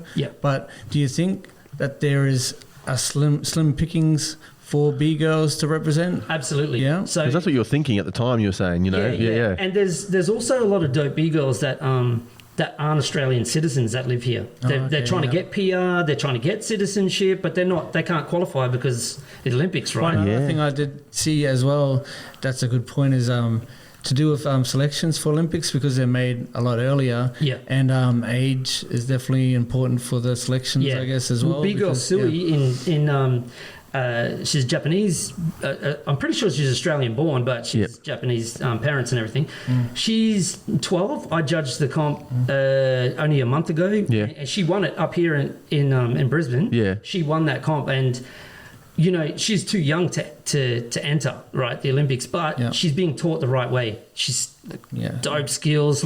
She's got flavor. She's dancing. All this kind of stuff. There's also another Japanese B-girl that I work with on Saturdays, Momoji. She won the BC1 Queensland qualifier to go enter the national but she's been here. She has PR, and there's a few stipulations that you must be living in Australia for 12 months and plan to be here for another 12 before you can enter. At BC1. So there's guidelines and things like that. The Olympics is pretty strict at that level. You know what I mean? Still a national comp, right? Gotcha. So there's B-boy Blonde from Korea, who's been living out here now for over 10 years. He actually represented Australia at BC1. Right, because he won the national qualifier. He's Korean. He's entered comps with Korea, Battle of the Years, all BC ones and all this kind of stuff. But he went and represented Australia because he lives out here, you know. Yeah, well. So like you said, the stipulations, there's rulings and judging criteria for each battle. Yeah. Certain DJs play certain music, like BC won for a long time, and I've got to praise the Olympics for this and the people behind it, like Katsu and stuff. They pushed. So I'll quickly set it up. So BC One has been instead of paying royalties or not royalties, I shouldn't say like that, but getting clearance for music and having to pay, it was easier to sort of create their own music so they could put out the live streams and videos so they wouldn't get pulled down for copyright. Yeah, for sure. So the guys getting the Olympics, this is why it's so huge right now. I guess so many people have a voice on it because it wasn't just the b-boy scene. So they got the rights to use all the classics, all the classic hip-hop tracks, the Mexican and Apache and all these ones, like the ultimate staple, you know, that's b-boy track, you know, like b-girl track, whatever. Like everybody for the last, you know, up to 50 years knows those beats, right? And there's so much soul to those music, so a lot of the character and the flavor will come out in those tracks because people know the music inside and out. It's not just the beat, right? So when you get newer beats, sometimes it's just like kind of a generic feel. So it loses the essence, loses the feeling. Can then, instead of the battle going up and up in levels, it sort of can plateau a little bit. Or people can't feel inspired to hit it hard. So the Olympics actually were able to play all those classics. So thinking about the scene, it was more than just the b-boy and b-girl scene. So now you got anyone that's been into hip-hop for the last 50 years watching. Oh, wow, one of our elements of hip-hop. So one of the pillars, right? So for those who don't know, hip-hop culture, and I got to clarify this because I've taught at a lot of studios and stuff, and they go, oh, we teach hip-hop. And I said, oh, so what elements of hip-hop do you teach?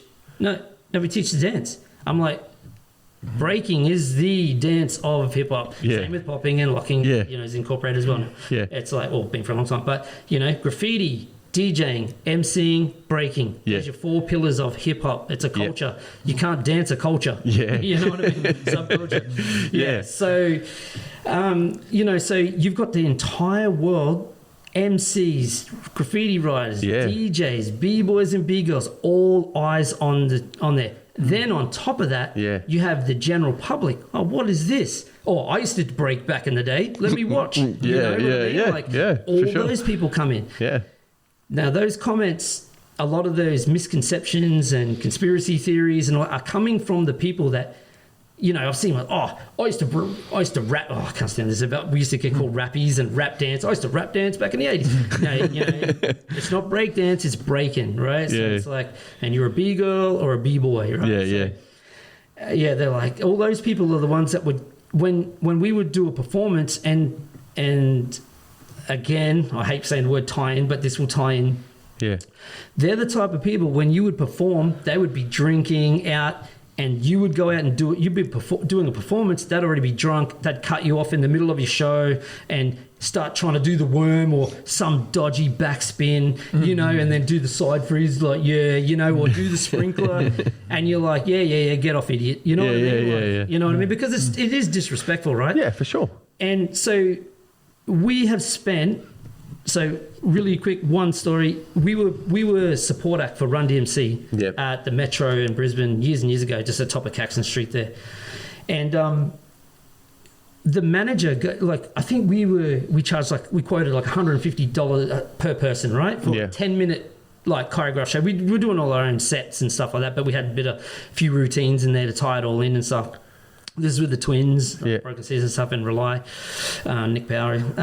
So we're about to go on, and the manager's like to us, you guys want how much? We're about to go on stage. He goes, I only get paid $25 an hour. Why should I pay you $150? I'm like, bro, you don't understand. You haven't seen the days, weeks, months, years of training and practice we've put in. You know what I mean? Like, we've been breaking for years and years. So at this time, it had already been 7 years, you know? And for an example, we would even practice at the Botanic Gardens in the city. 3 hours every Saturday, just power move. You know what I mean? Like, yeah. It was the one time I was reading something that you guys were going to comp and you like slept on the stage for like. Oh, that's the Battle of the Year, right? Yeah. So that's when with Wicked Force in 2002. Yeah. So I flew down I used to fly to Melbourne often because after the Arizona trip, like and the Battle of the Year Germany trip. Yeah. I unfortunately had a bit of a fallout with the twins at that time. Yeah. Just there's circumstances behind it with anyways, not anything to do on my side, just a couple of unforeseen things, right? So, anyways, and we're all good now. We're super good now, right? Yeah. But so in Vegas. A1 George, he's just like, man, because they came with us to Battle of the Year, and he's just like, man, why don't you just rep Wicked Force? Because we're like brother crews anyways. And I said, yeah, all right, man. Like, because I felt crewless, like, So true, yeah. I was like crewless, right? So I'm like, yeah, okay, cool, all right, man, yeah, I'll do that. And this is after we battled them at, on telly the Fox and all that. So it's all intertwined. But back then, or the early days, there was only like 20 B-boys in all of Australia. So this is why it's tight. Yeah. B-girls come later. There's still a lot less of them. Where what was I? You guys stayed there. You stayed in the. You were so in the hall, right? In the hall, yeah. Sorry. So that's dedication. I flew down to Melbourne, and where we at a hall. It's actually a church hall where we would do classes out. Yeah. And there's this tiny, tiny little stage where 3 of us slept, right? And we were almost in single file line. It's that thin, right? And because we were getting our show ready for Battle of the Year in 2002. So we'd already won the national qualifier in 2002. And then, we went down there to train. And we also took guys one guy ended up being Fresh Socks, the one that Skillerville had. So, all this crazy stuff. And, but again, we were more about helping build the scene in Australia wide. So one guy was from Perth, 2 guys from Sydney, things like that. Yep. And weird thing is like there was actually these little old ladies that would come in. Like we would finish training sometimes at 2 a.m. Right?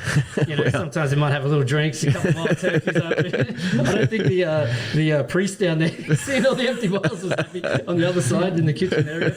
But man, we had to make like a makeshift shower, like one of those sort of hoses with the spout on it. Like we had to build a shower curtain, and then we'd wake up in the morning only like 2 or 3 hours sleep, and like little old like ladies come walking through the hall looking at us, like because they were studying English, learning because they were like Italian. Oh yeah. So they would do English studies there, right?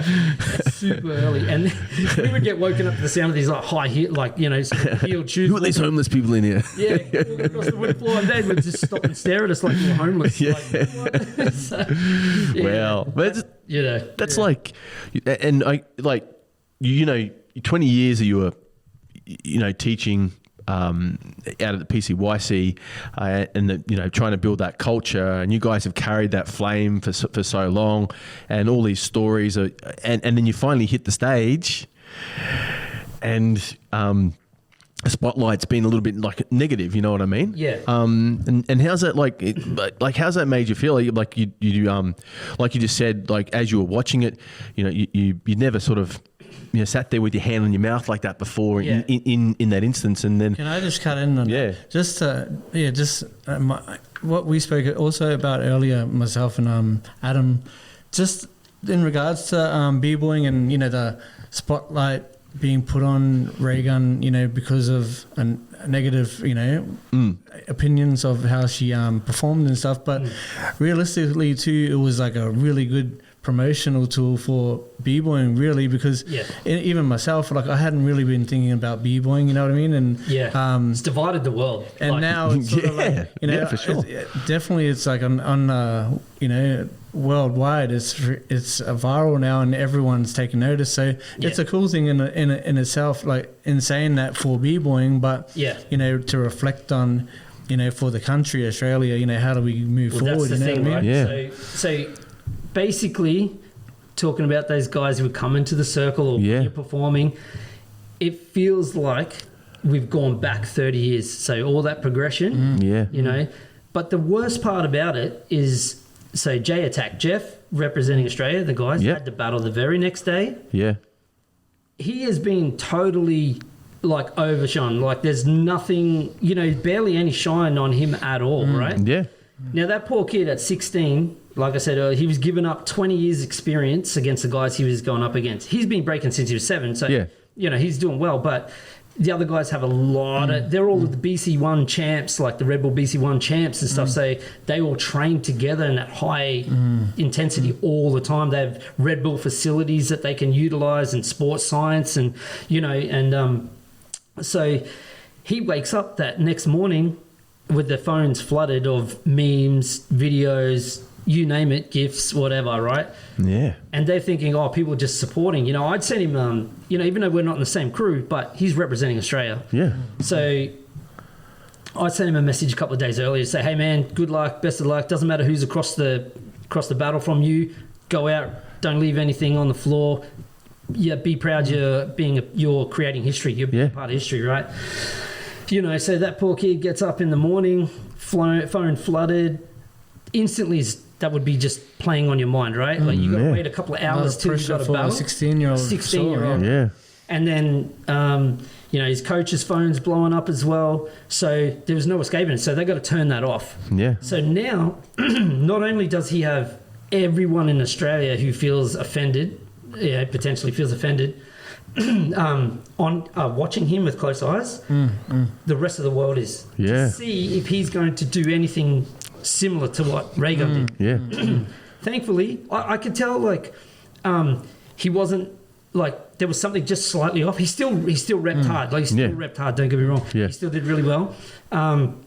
But it did just look like I said there's something, but this is before I knew his phone and everything was blowing up. Yeah, yeah. But we're still a little bit nervous for him, just watching it live, Be, right? Yeah, for sure. You're going up against the heaviest of heavy hitters in the world, right? So, like I said, they all battle.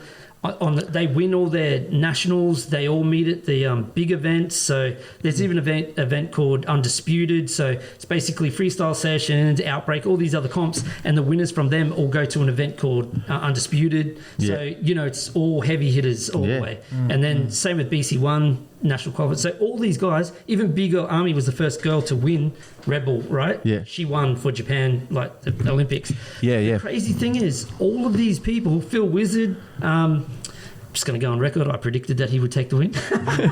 He's so fresh, man. All these guys that got gold, silver, bronze, like Victor from the US got bronze. Just, you didn't see anything on them. Yeah, that's right, yeah. And the thing I take a bit of I should say I feel frustrated and annoyed with, everybody, every other country looked fresh, their attire, what they're wearing, that right? was real disappointing. Didn't look like a cricket player. Exactly. That was my first comment to my wife when watching it. I was like, man, why are they wearing cricket outfits, man? It's that's exactly that what ain't it looked like. Yeah. And that's the thing, it's like, Army, for example, she came, I think she did 3 costume changes, right? But 3 changes. Yeah. Super fresh every time, matching sort of head to toe. Just had the Japan flag here. Just looked dope, right? And and then we get I understand it, the green and gold. You'd feel proud to do it. So being half Scottish, I kind of do feel a little bit. I might not be as hard.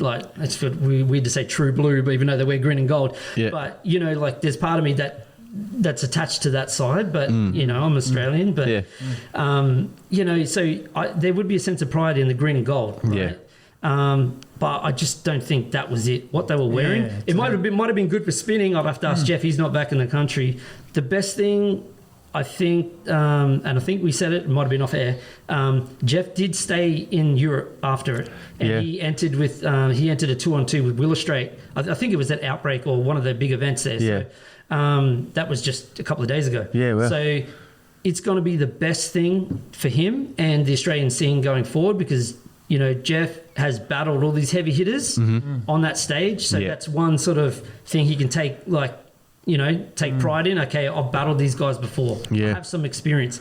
Now he's going to battle all these other heavy hitters that weren't in the Olympics. Yep. But it's not always the ones you see that are the killers in the circles and stuff. You know, some unknowns sometimes come out of left field and they're crazy, catch you off guard. Yeah. So now he's in that environment where there's thousands of people there. Yeah. You know, and he's experiencing that 2-on-2, and with someone he's never break before. There's again 20 years difference between Will Strait and Jeff. Yeah. But they're entered together. It's like generational battles. You know. Yeah, he would have got a bit of more light on him too. Out of that experience. Will Strait has a really unique style. So, touching on Raygun's style, it's not frowned upon in a sense to be original. Yeah. But when I watched and I said I sort of had that moment, I was kind of like, what is she doing? Because I know, and I've physically seen what she's done before. And in the first battle, she wasn't breaking like that in the next two battles. The next two battles are the ones that's being clipped, right? Yeah. So I know she's come out and said a little bit of something, but I don't. And in after the battles, she is quoted saying like, I knew I couldn't match them on what they in the style that they do. So I just went out and represent. Like how often do you get to represent on a stage like that and just sort of represent yourself?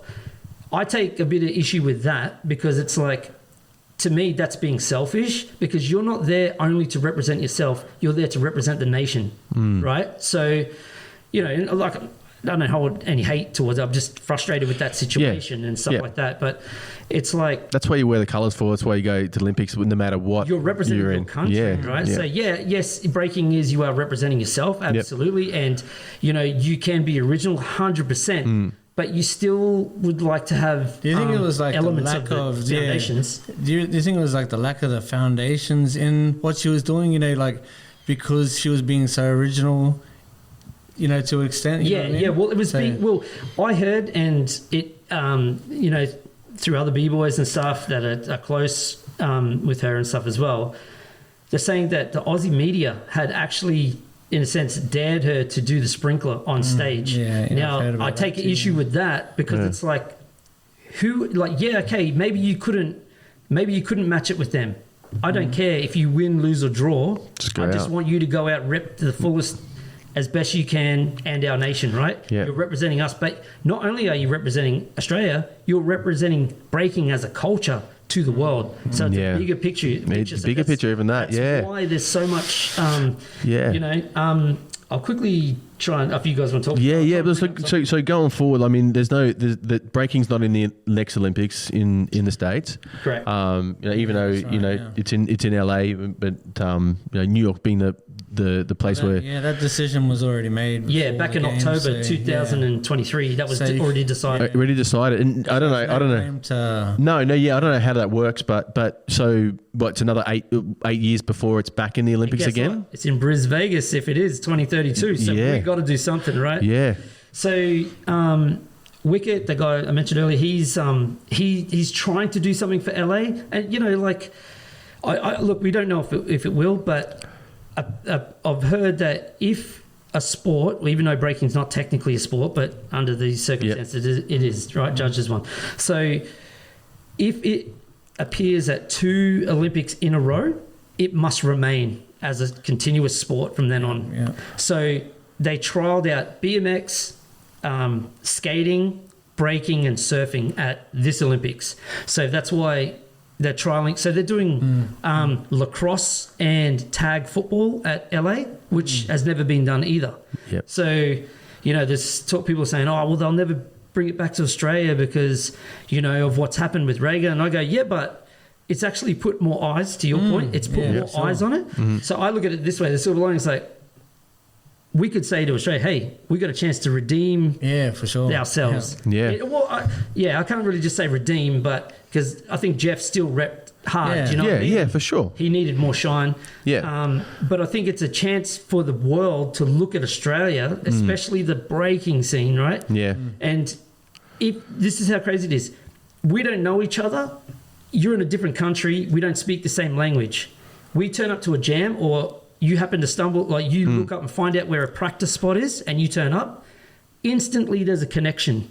You have a friendship based around the dance. Yeah. I don't know any other sport or dance that you can do that. Yeah. Right? So even though all these battles happen, one-on-ones, crews, whatever, it's the common language of breaking. Yeah. So it's such a dope thing to be a part of. Yeah. Right? So 100%. yeah. Yeah.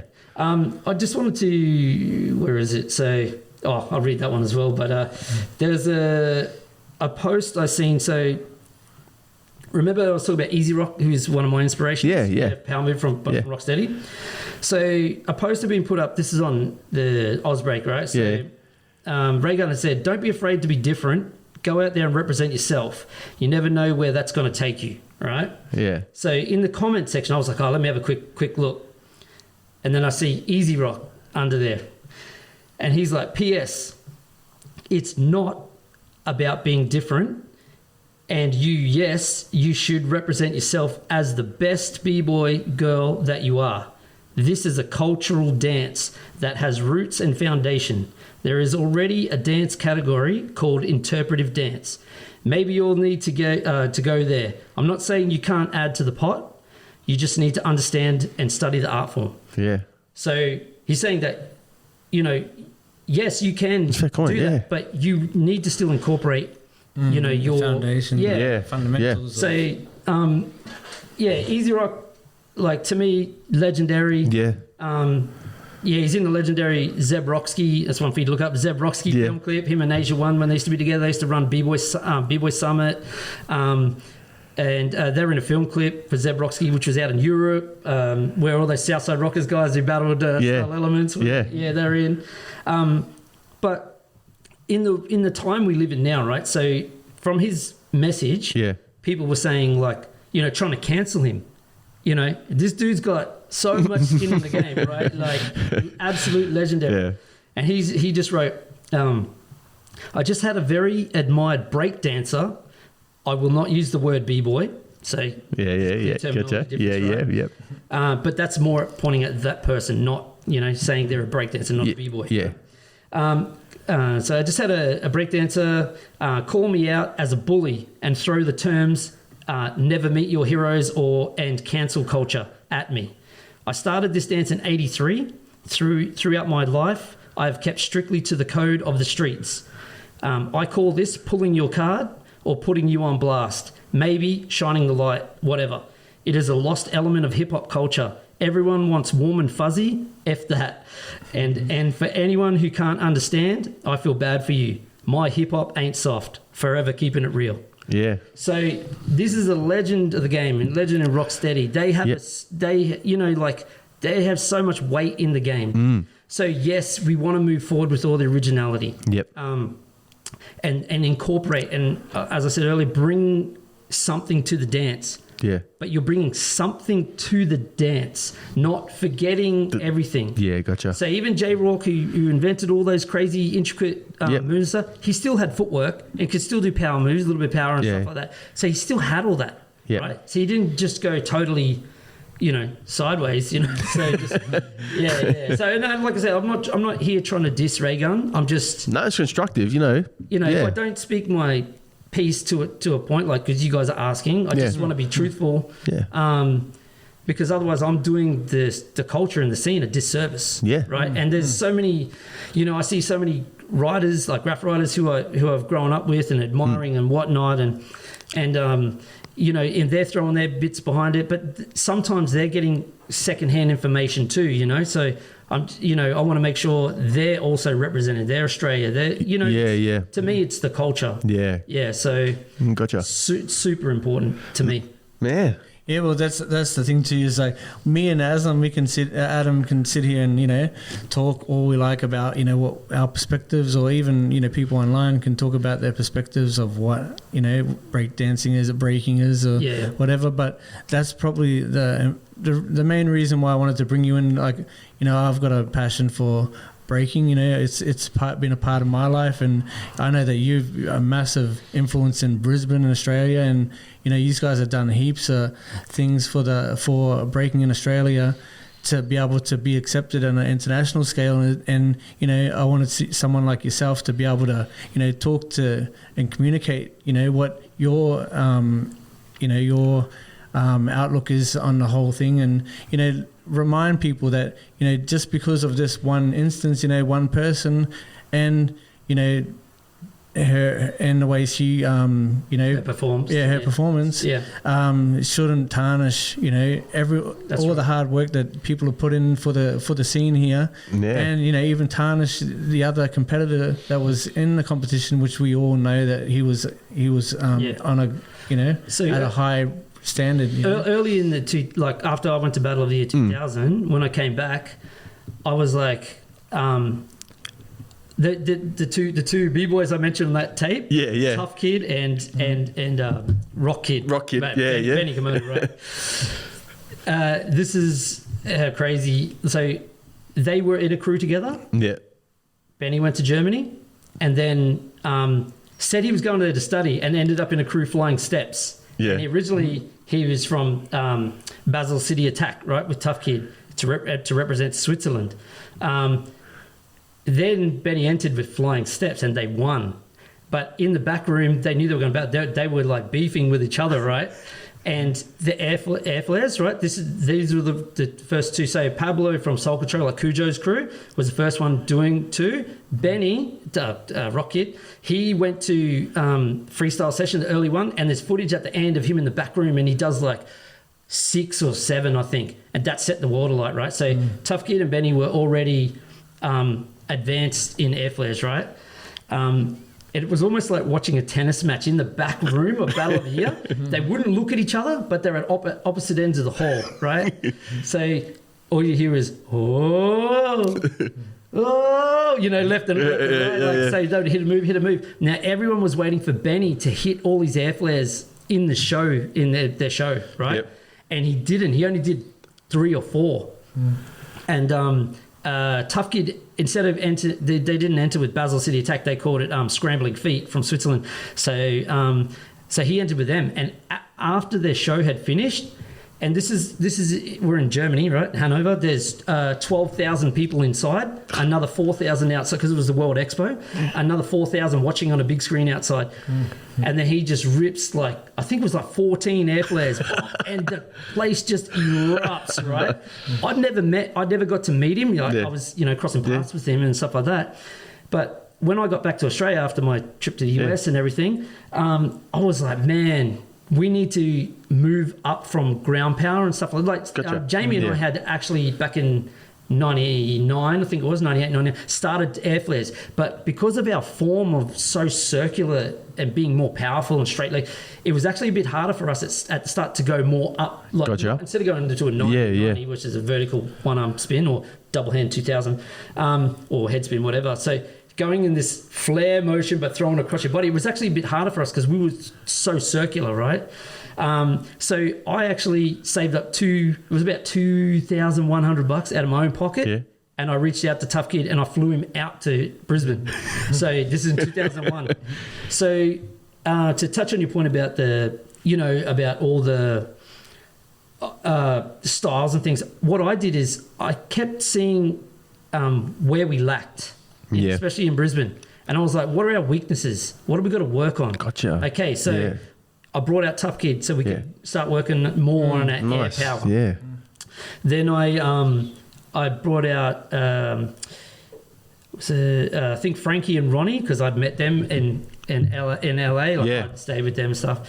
Met them in Arizona at the Styles Crew anniversary. Yep. I was always tight with them. Still best friends with Frankie now. So Frankie did have power, but he had all these intricate threads, and so they originally were LA Breakers, but they became a part of Style Elements, the crew that changed the world. They weren't in it then, but they became part of it. So their uniqueness. So Ronnie Reuben has crazy air power and stuff like that. And funny thing, Tough Kid and the guy who I brought out and Ronnie, they had entered freestyle sessions in America together, doing 2 air flares at the same time, and that set the world alight too. So these are times when this was just brand new.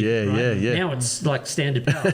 Someone just landed the first double air flare. So it's that was the journey trying to get to double. I saw the competition with that. And, and even the one hand air flares are impressive. So the guys in Korea, I think it was 2003 when we were Battle Year. Kim Young Soo, he was already doing 3 one-arm elbow air flares at that time. So one arm hop, and that was like unheard of. Yeah. That was wild. So and you're just bringing these and you're just seeing what's needed, and you're just like bringing them out there. Yeah, so I was trying to bring out like where we lack. Cujo had come out with Afro.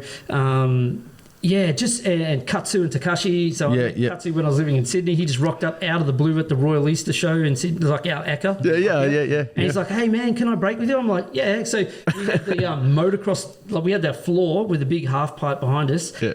And the motocross ramps, the freestyle motocross, were over the top of us. Well, we're breakers. I'm doing head spins and stuff there, over the top, crazy, right? We had cameras back there. I think I've still got some footage of it. Yeah. But so Katsu's like, "Hey man, can I break with you?" I'm like, "Yeah, sure, man." And then he wanted to come back every day, so I made sure to get him in for free, and he started performing with us. So we've been friends ever since then. Man, that's wild. Yeah, and going forward, like to let's say comes to the Olympics in Brisbane, it's about it'd be that mentality of seeing what's lacking and bringing it forward and going forward to be able to do that. Amount of time too to build up to that. Yeah. Part of what I would like to know is what happened. So there was 10 months from when Rachel won the Oceania qualified. Oh yeah, so all those points that were added up. Yeah.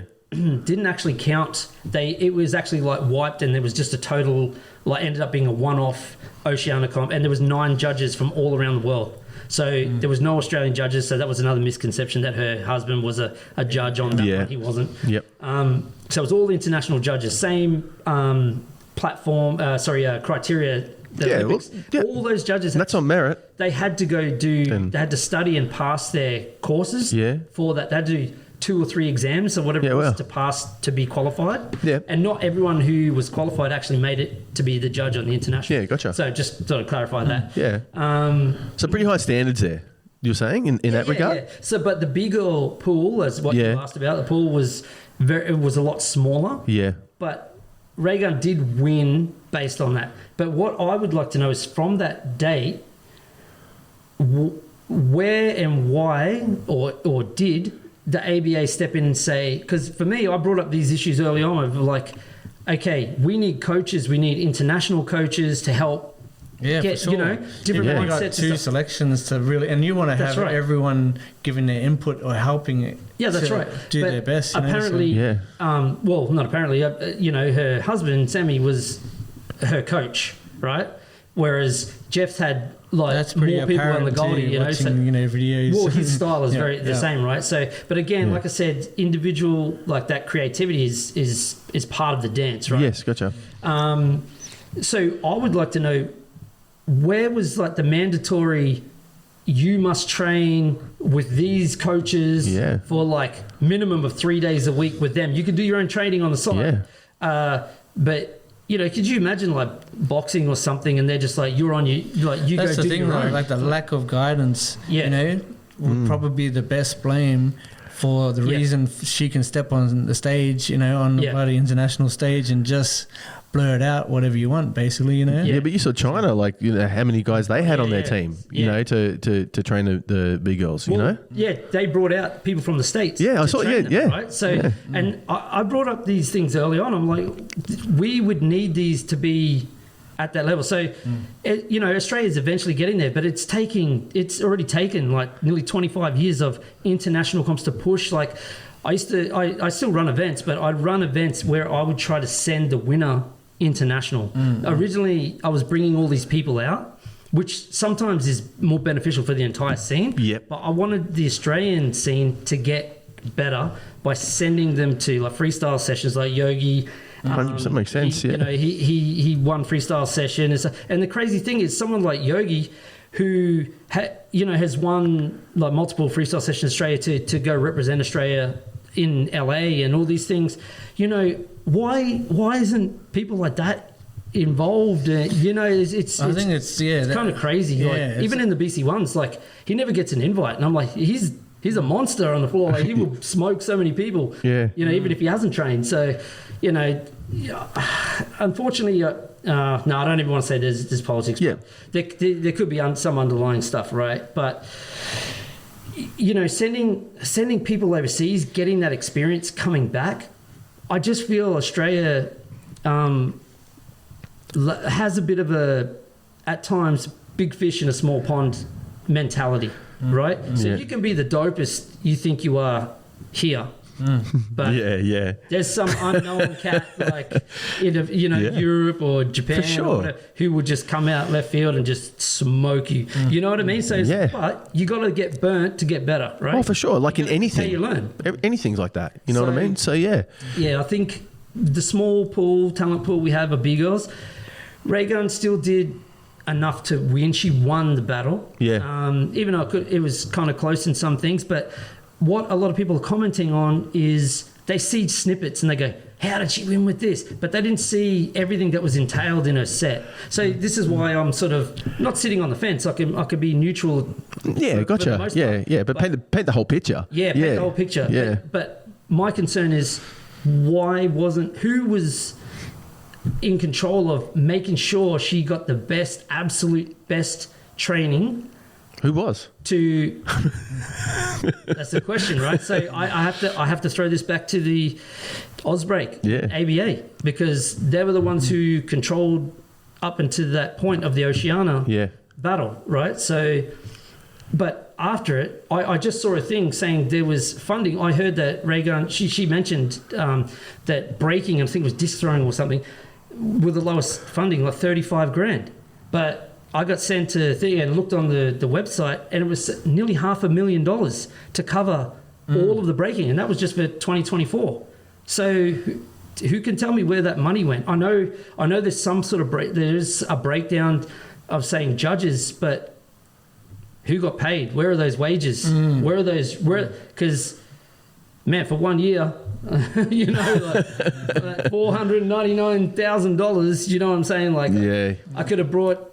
I mean, yes, I understand there's venues, there's judges, international judges, you know, but there was workshops going on where anyone who wanted to train with the Olympic athletes and coaches back before the Oceania, everyone was paying $10 and they would be trained and things like that. So there were things in place, right? There was things in place, but I mean, we're having a meeting apparently on Saturday where all these questions, the whole Raygun thing is brought up.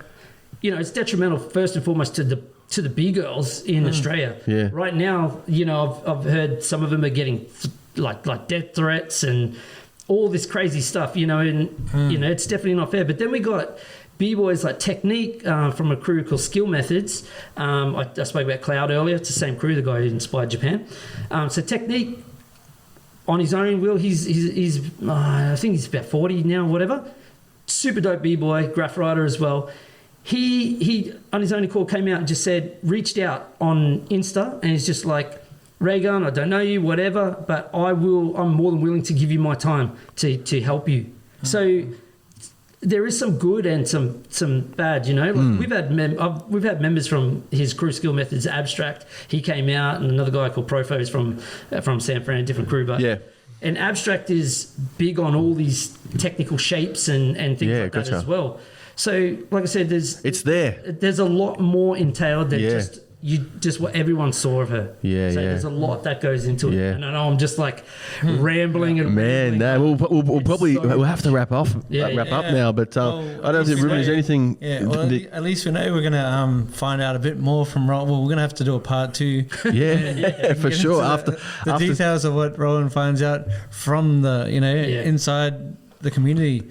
But it's been cool. Oh man, that's just like all the stories. That's crazy. Like that whole thing, I was just riveted. You know what I mean? Just listen to it all. Well, even initially when Rowan had given us, because I know some parts of the story with Rowan and where he's been and stuff, but then getting the bio sent from him, I knew there was going to be so much we could talk about here, and in the future we could have him back and do 5 more of these. Just a quick little shout out to Rubes. I think when did I meet you? 95 or something? 96? Yeah. What was that one that I was breaking for Warcry? I was breaking, and you and there's 5 of you. You got up, and you guys were rapping on stage. Doing Buster Rhymes, like, wow, and all that. Okay, damn. Yeah, it's going way back. Yeah. That's crazy. I don't know. I think, I remember And even when you were talking about the twins, Yep. and that period where you were starting to learn air twists and that, that was when I did my first lesson, and I actually brought that conversation up because I remember seeing Cujo and seeing the clips, you know, and I was like, man, what's that trick they're doing, you know? Yeah. And you were talking about trying it at that time, so it's crazy, like full circle, talking about these conversations here now and that, But yeah, oh man, I apologise to all the listeners. I talk too much. Oh man, that was a journey. I really appreciate you having you on. I really appreciate it because just got such an insight to the whole, you know, the culture, Brisbane scene, the Australian scene, what was going on, you know, with the Olympics, and I'm just looking forward to seeing where things head from here. Yeah. Also from from the B-boy community, we want to thank you guys for being, you know, and the B-boy All-Stars, man. These guys set the platform for B-boying in Brisbane, Australia, you know, on a global stand, you know. So thanks to you guys for putting in the hard yards and keep at it. You know, you guys got to be amongst the community and give them influences, you know, to make sure they're doing right. Yeah, and 20 years, man. Training, representing us longer. Right. So you got to pass the knowledge on. That's the thing that we can't lose. And unfortunately, there's only a few of us now that that are still current, like in the scene, that can pass the history and the knowledge down. Yeah, because a lot of them don't know who B-boy All-Stars are now, stuff like that. So that's why I had them shout out to the B-boy All-Stars too, the twins, Hype Magazine, Hype Mag, you know, everyone, all the OGs, man. I write B-boy pages for Hype too, so big ups. Hey, all right, no worries. Thanks guys, thanks for coming. All right, peace. Thank you.